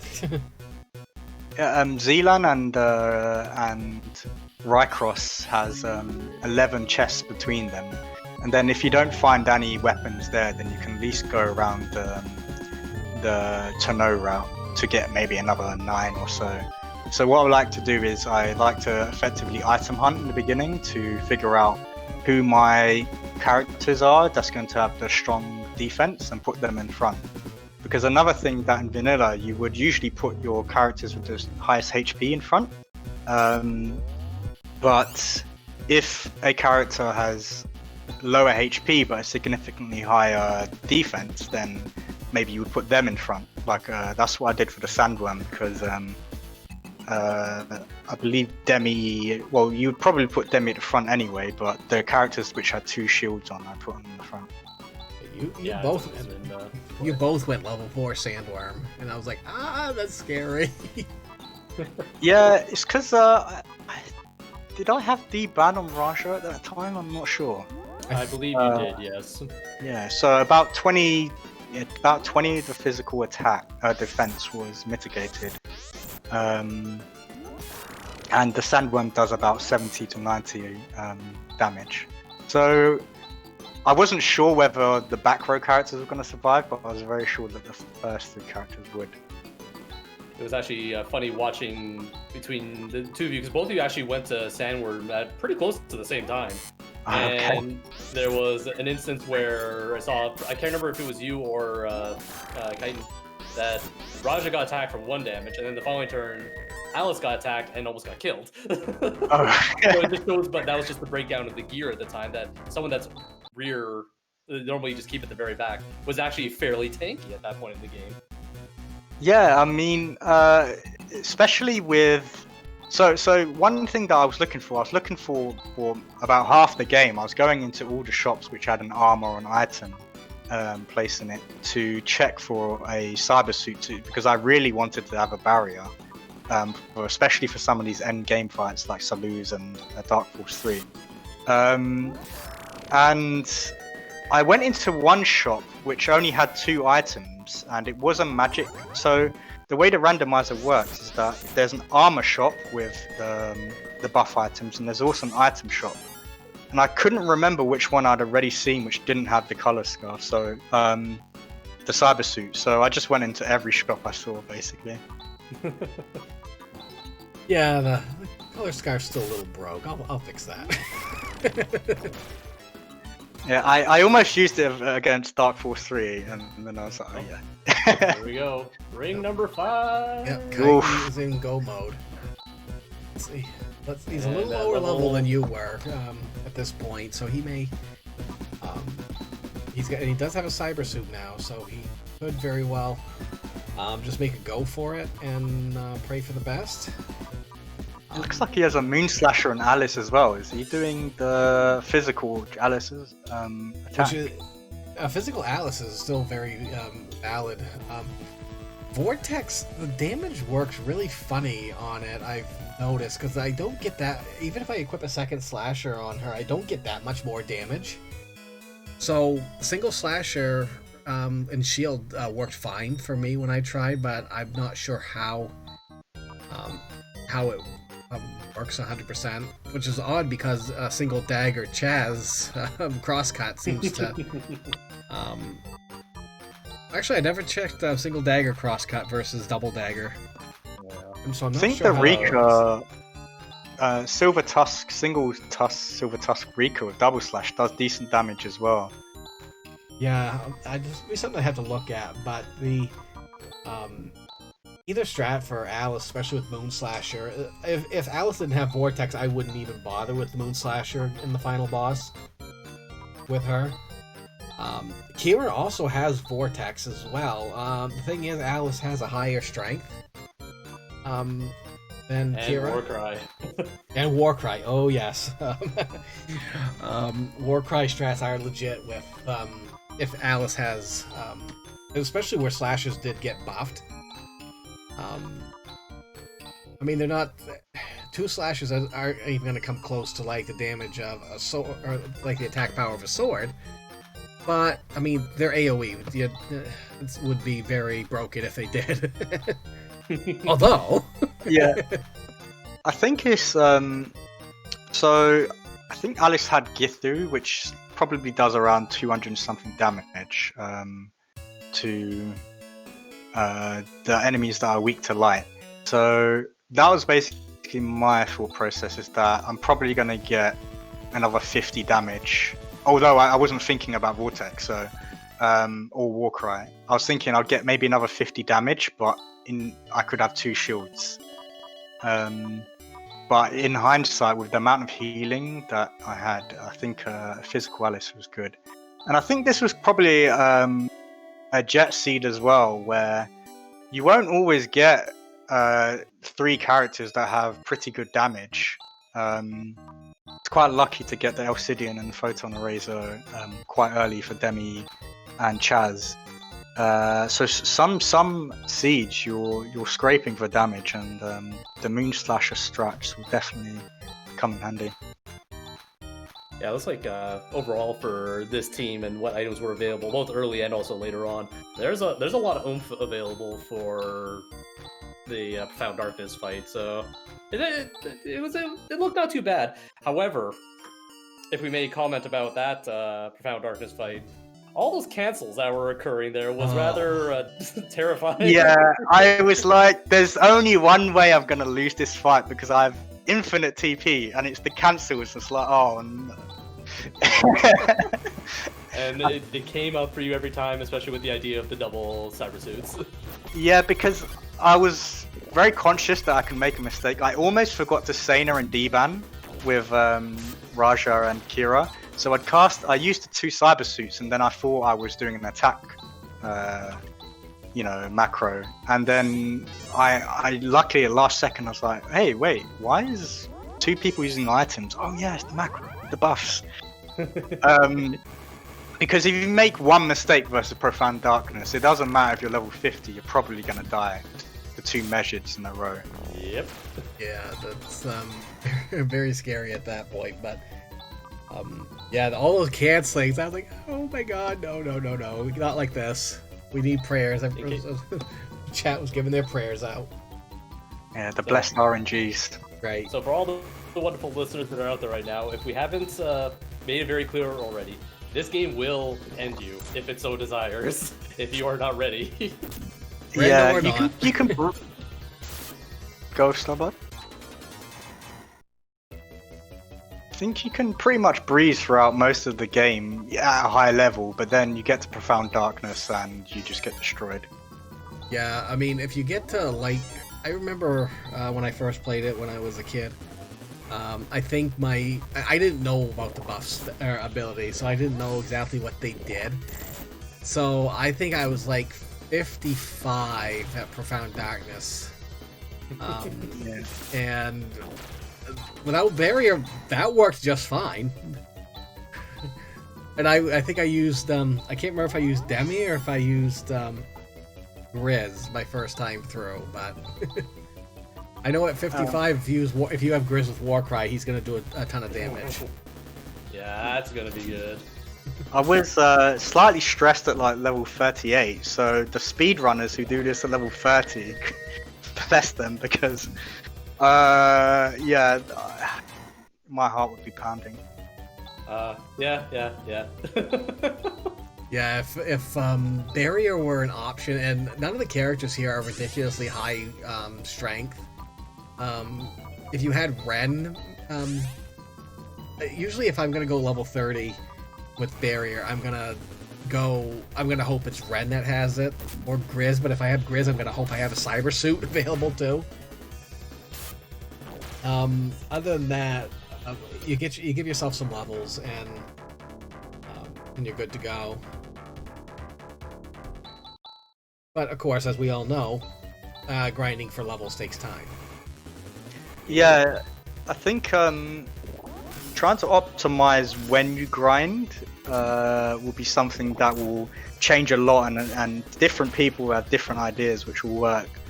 I think the Tandal or Positron Bolt Valhalla is pretty good.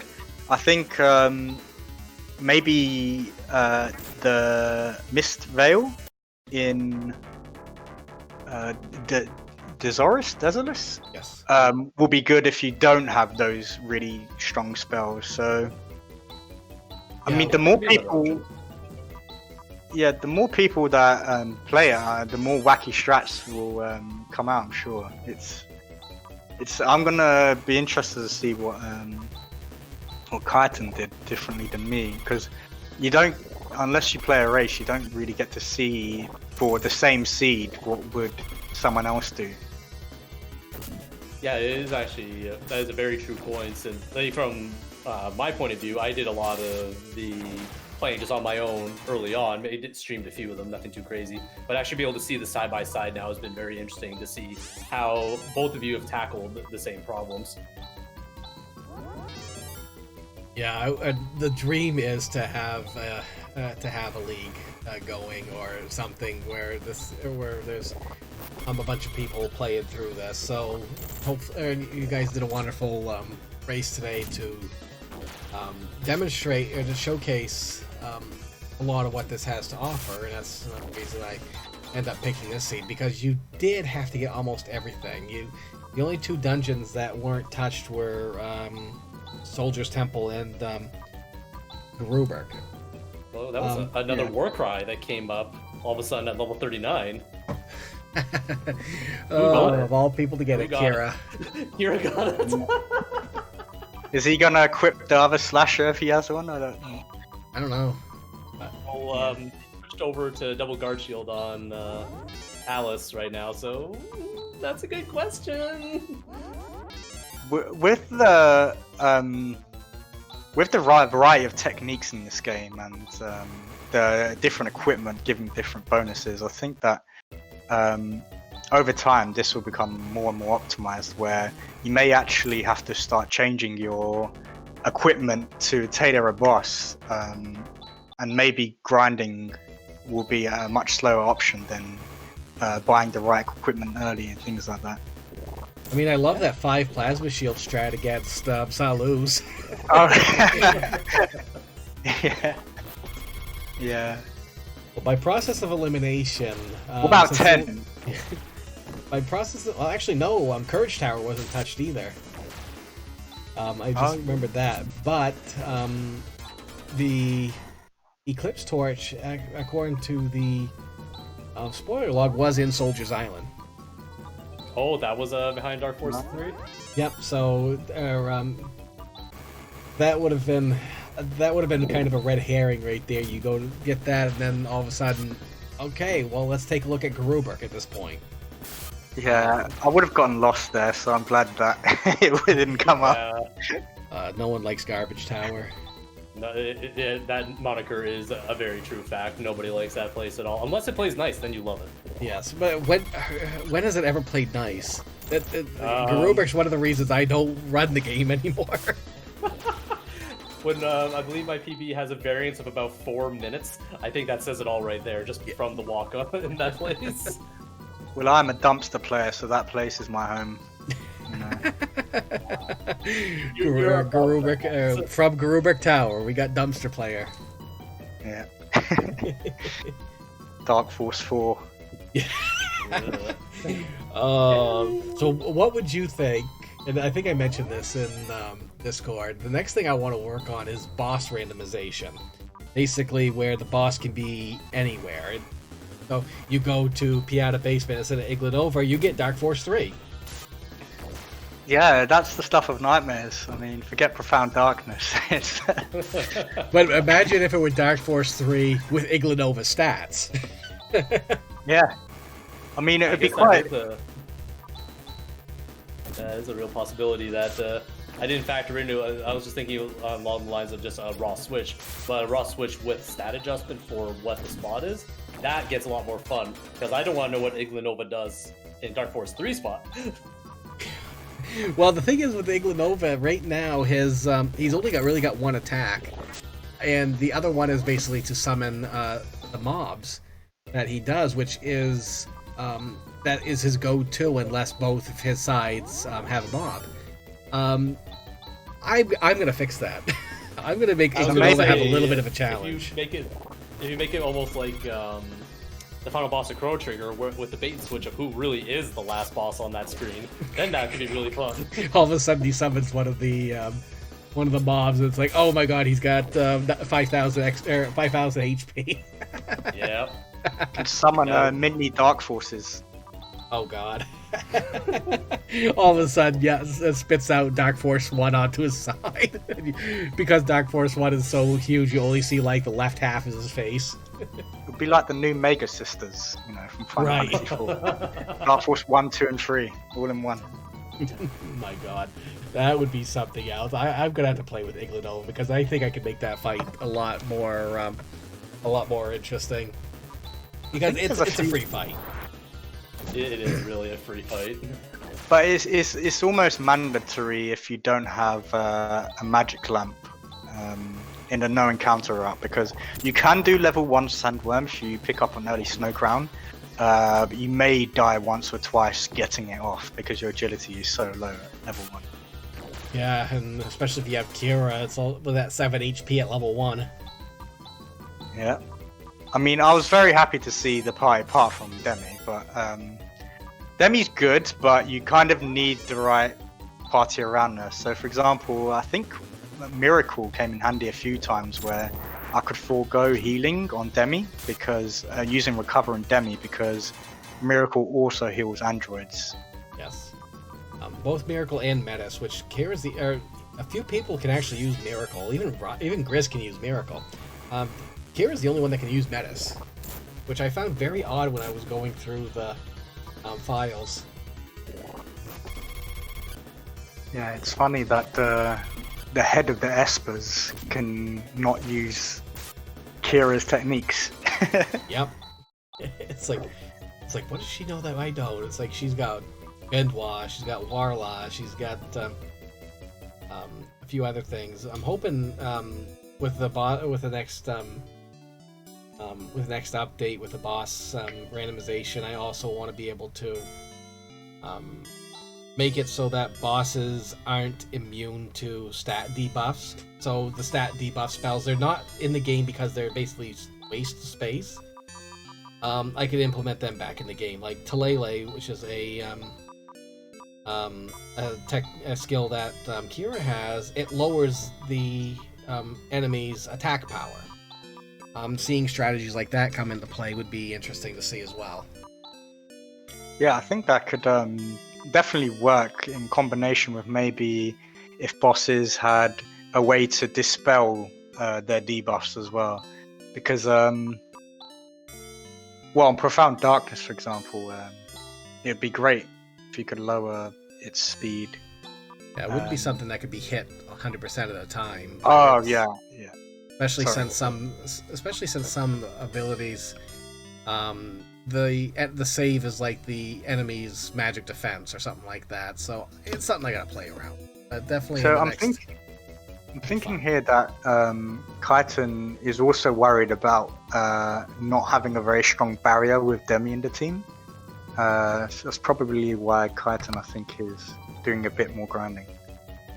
Yeah, there's a real possibility, and but he did finish at level 42, so he has the answer to everything right now. So we're okay. Yeah, I think though grinding in the edge,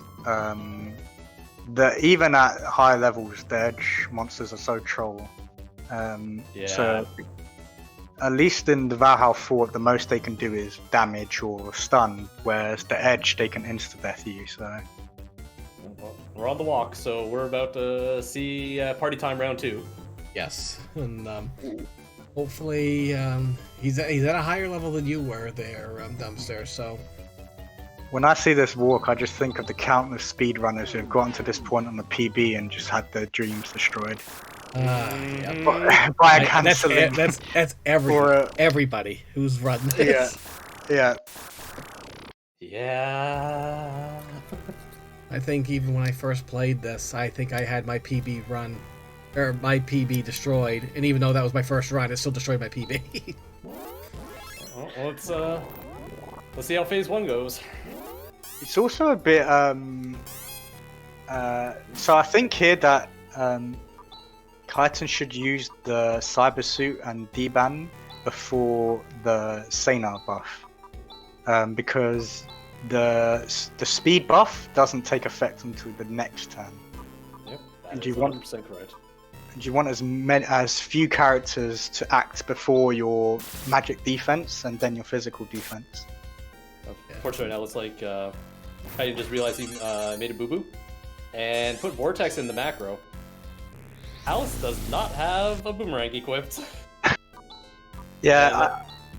He was looking at trying to use Warcry, then I think he second-guessed himself and decided, nope. It's actually just there now. Really hard sometimes to make a macros or many macros in the randomizer, because what your perspective of what character has what techniques and skills just kind of goes out the window, and you're like, oh yeah, Demi has barrier. No, then Demi does not have barrier anymore. Yeah, that was actually a comment that I got brought up earlier. For me, at least, the fun part of playing the randomizer was once you get later on and you kind of get an idea of who has what, I try to incorporate what I would normally make for macros, especially for Profound Darkness, in. So I started thinking, okay, what do I need for this? What do I need for this? What do I need for that? And it was very fun trying to make those macros for trying to make something that was roughly equivalent again. Yeah, for my side, because I'm used to making it all the time. I already have it planned out in my head how a fight's going to go. Yeah, this final menu in vanilla for the speed run, it's 8 or 9 macros, and I don't know how people remember it. Let's see. A is single target healing that's meant for phase A. B is similar, but it's for phase 2. C is for all-out damage plus Metis for single target healing. D is pure recover on Ren and all damage. E is your all healing for after Megid. F is your buffing one. G is all out damage, that's Grand Cross. And H is your reserve Reaver, double Reaver for reviving somebody. Ladies and gentlemen, that is someone who has made a speedrun guide for this game. I forgot I did. Oh, I forget about that all the time. Not yours, the ones I make for a lot of the a lot of my speedrun games. Oh yeah, I made one for Alf too. Oh good lord, why did I waste that? Why did I waste 5 minutes doing that? All right, so now we're on to phase 2 now. So now the AOE damage kicks in. So now things get scarier. But I think there's enough damage here that punching through this phase is not going to be too... Okay, that's not too bad. About 50% of Raj's health. I think one thing I didn't realize until I got to Profound Darkness was that Chaz actually had shift for most of the game, and I just completely missed it. I could have powered up his attacks, and I got to Profound Darkness, and I was like, oh, you can power up his attacks. Okay, well, I missed that, but Crosscut did so much damage with the Alcidian that... Yeah, for the most part for the entire game, it just didn't really matter all that much. You were just clubbing things. Another cool thing with the randomizer is that you see a lot of combo moves that you don't usually get to see in casual or necessarily in the speedrun. So a few of the things that I didn't know even existed was one, the Contact Thunder. There's the which is Tandil plus Watt. There's the Burst Drop plus Nathaway, which is a shooting star. So by the time people get that in the speed run, it's kind of late game. You don't get many of them. My heart sunk when you pulled off Silent Wave against the triplets, because it changes the attack from whatever Chaz has equipped, which was Holy, and the triplets are very weak to Holy, and then change it just to normal, and I'm like, oh, because Chaz's Air Slash would have done just as much damage as Silent Wave. But that's a case of a complete mistake. I cast Air Slash because I was like, oh, Chaz has some AoE. Cast Phonon because I was like, oh, that's the only AoE that Demi has right now. And then I saw her and I was like, oh, okay, that's cool. Well, you know. Alright. Yeah, it's a very uninspired attack, but yeah, what are you gonna do? So we're at phase 3 now for Chitin, and let's just pray. See what happens. Amping up as much damage as usual at the start here. He's got the Conduct Thunder in the single spell, not in the macro, but maybe we see. Well, there's maybe a chance for that. That's still a good amount. So let's see how the Mejids handle at even higher level right now. I don't think Demi had full HP there as well. I wasn't paying attention there, but I guess we'll see in a hot second here. But Alice at least was the only survivor so far we've seen that had 3 digits still for HP after Megid. Double guard shield, that'll do it. Yeah. Oh, there's the Stardew's coming out to play. I don't think I don't think he's seen the Nasar, or maybe because the Ataraxia I didn't use for basically the entire game until I was setting up the macros for Profound Darkness. So yeah, there's not really much. Not many fights last long enough for it to really matter. You always have an out. This one's the only one that's like, yeah, you need to use this resource. And that's where that actually really comes in to make sure that you're more, as long as you're not being one shot, you're pretty close to 100% safe. It is a non-zero chance that you can die still, but. Let's see. So far, fairly a lot of single target damage so far, so that's actually what we really like seeing. Yeah, if you get Ataraxia and Nasar, you pretty much got yourself covered for healing in this fight. I think when there are seeds, yeah, that's a lot of defense. This fight is looking so good right now. I know, this is like the most ideal. The only thing more ideal would be if whatever Profound Darkness was attacking had the plasma field on. Or even just Sleeking Demi. I'm okay with that too. That's perfectly fine. Yeah, I think I took off a plasma field right at the end for a reflex shield, which maybe helped against Mejids, but you did have plasma field on for Kira. Yeah, with someone I had it, but I couldn't remember. And I remember thinking that they took full damage. I was like, I wasn't expecting them to take 200 damage. You had it on Kira, and took a normal attack, and it did only 1 damage. Like, hey, there's our free turn. But if canceling hits, then the buff that goes to the plasma field goes away as well. So it's not fun like that. Yeah, Yeah, the Plasma Field into Profound Darkness 3 is really good until it's not anymore. I'd forgotten that was how it worked actually. That cancelling removes the plasma field defenses.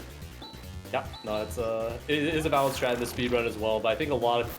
I don't know what is being done now, but for what I do, I ain't gambling on that. Well, hopefully if he cancels twice, does it uncancel the cancel? Nope. You would think. Gone. Well, the way the Two negatives don't make a positive. Yeah, and the way the code works, each enemy has 8 slots for what they can do for attacks. Canceling is on 1 slot, and Evil Eye's on 1 slot of their own as well. The game's written so that an enemy will not use the same slot 2 turns in a row. So you won't see 2 cancelings back to back. And you won't see 2 Evil Eyes back to back as well. But on attacks like Medjed, Medjed takes up 4 slots. You can see Medjed back to back because it's taking the first Medjed slot and then picking from the other 3 and then doing that. So it's interesting to see how some of these mechanics work in the game. Classic ads. Yeah, I think because when your resources are very low, that's when the kind of strategic decision making is the most effectual. So if you don't have a good source of healing, or luckily I had a very good source of healing, but I didn't have a good source of barrier. So as long as you had one of those, I think you can be fine. Yeah, if you don't have healing, you definitely want barrier. Titan should be coming up at the end here pretty soon. Yeah, it's been a pretty clean fight so far. Until we just saw this. No! No! Don't do that macro, please. We don't care about the vortex there. That's okay. Just go. This is fine. Okay. This is fine. That scared me though, because having Raja go before Cyrus was like, oh, that's the slowest order. Yeah. Oh, that scared me. Something I've been trying out as well is if my character is the healer, trying out the Phanta robe on them, just so they can get a bit more speed. So that's what I also did with Kira when. Oh, there it is. That is GG 230 205. There it is. GG, dude. 205. Oh. My net went out. That's GG, why I dude. slowed down a bit. You powered through. You had Me that too, man. reset too there, Kite, and that did not. That slowed you down a little bit as well. Me You too, had that man. reset too there, Kite, Oh, and that was did kind not. of trolly That slowed though you to down a get little bit like as well. everything I needed. Yeah, I think not having the barrier for so long was very stressful. That Yeah, I was think not no. having the I barrier was for like so I was like, long okay, where's was my very, cyber suit? I need it now. stressful. Because I knew, because I knew when Burial was not showing up. I said I need a cyber suit immediately before I get to PFD. Yeah, and you end up finding it. It's the cyber suit was. I don't know if you checked the item shop in Jut or not, but that's where it was sold. End up finding it. It's the Where cyber at? suit was. I don't know if you checked the. Oh, I'll fix that. It was the where cyber at? suit was in Jut. Ah, dang it! at the I item didn't shop. bother. Well, I did not bother. I was in a hurry.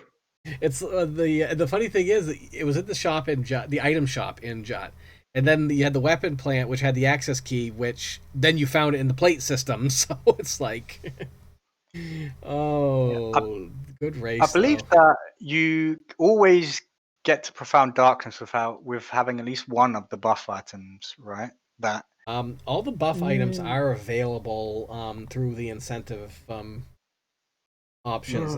Courage Tower was where the power shield was. Rubric Tower was where the Swift helmet was. Which I didn't need anyways. Thankfully, it was not DF2 record or DF3. I'm pissed. Both Color Scarf and Eclipse Torch were on Soldier's Island. Snow Crown was in Climate Center, which you both got, and the plate system had the cyber suit, which you both got. Yeah, because I was like, okay, it has to be because I knew the hint was either it was gonna be where daughter was or where it was the dominator. So I was like, I took Gamma daughter, and that's where I got the cyber suit. That's where I was like, okay, I don't even know where everything is now. Yep, Oh, and that's where those musical hints came in handy. I wasn't able to hear them. Dumpster, did you? I don't remember you checking the musical hints. No, I did. Yeah, Okay. but it was like in and out in Okay. 1 second. That could have been. Because Okay. yeah, I've watched this game so much that I just know where the places are.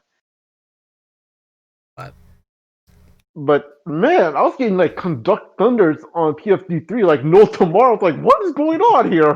yeah, That was that's great. Dumpster was using that strategy too. It was basically Yeah. he double shielded Alice, and Yeah. just basically That's on what I did his too. healing macro, just use Conduct Thunder on everything.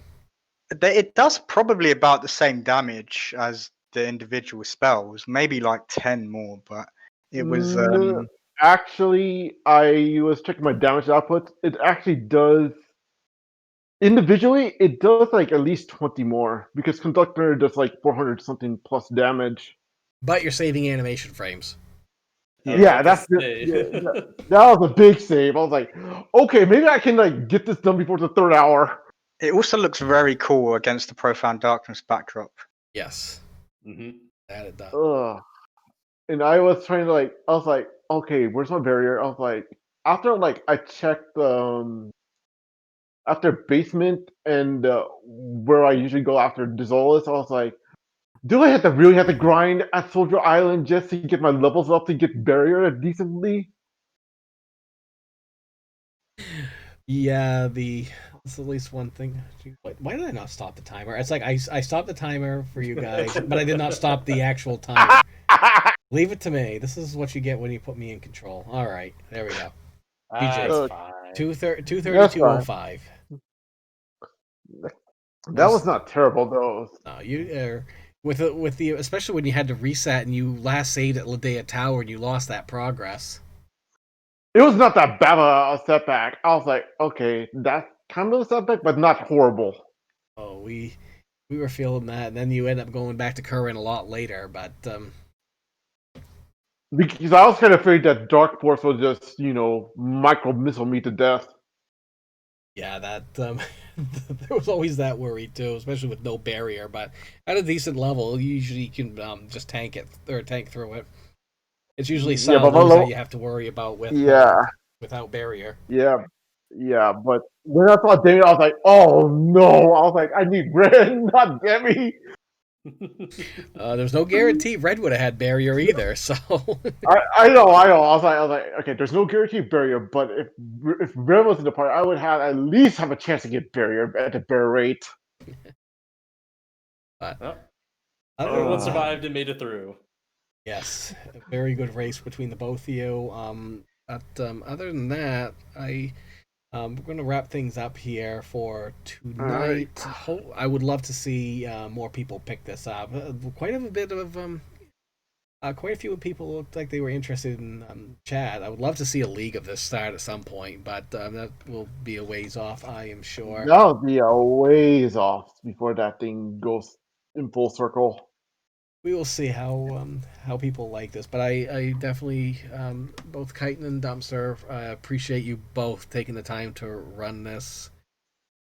Graf, thanks at the last minute for coming and helping me with commentary. This would have been a lot more difficult for me if I hadn't had you there help me. And It was my Yeah, pleasure to look, be able to hop on to help out here. It was a very good way to just get the brain. Okay, what happened to the randomizer? Okay, just trying to go through it again. I kind of treated it as I can be the idiot to ask you questions so I can learn, and also the audience gets to learn. hey, I'm the one that made this, and I still asking myself questions like, "Did I do this? What did I do?" well, I'm crazy enough to go solo percent, so Oh like, yeah, we know about you and your solo percents there. hey, it's worth it though. Big thanks to the Fantasy Star community as a whole. Definitely, probably would not have even have started this randomizer project if not for the support of everybody in that community. So, and also big shout outs and thanks to Game Boy F9 and Randomania for allowing us to display this, and to the audience for the grand opening, a grand reveal of this randomizer. So, other than that, anything anybody wants to say? I think if you're a fan of the game, but you don't necessarily consider yourself a speedrunner, I'll definitely get involved in playing these randomizers. I think you learn very quickly, and the people in the Discord, they answer your questions as well. So very nice community in all. Their biggest question is Starboard fix your game? But all I have to say is, I'll say this, no. Thanks to Randomania for hosting us. Thanks to the Phantasy Star community. And Starbird, Yeah. I'm coming after your record on Phantasy Star for 100%. I'd love to see it. Wait Go a on, second. let's I try still it. have the record for that. I thought someone else broke that by now. No one has broken yet, man. No one has the guts. That's the problem. Oh, I think they got the guts. It's just 100%. It's just Hey! At least it's not low level percent. Let's be real. I mean, yeah, this is also true. Other than that, again, I appreciate everyone coming around today, and I hope to see you all in the future. Thanks again Bye, for putting this all together, Starbird, and for putting all this wonderful work into this project of yours, because it's definitely brought a very interesting discussion and thoughts to the game and be able to present it to everybody. I think I've enjoyed it. Oh, thank you. We will definitely see more, so get that in the future. Today, I hope everyone has yourself a great night. Bye. Bye, everyone. Night.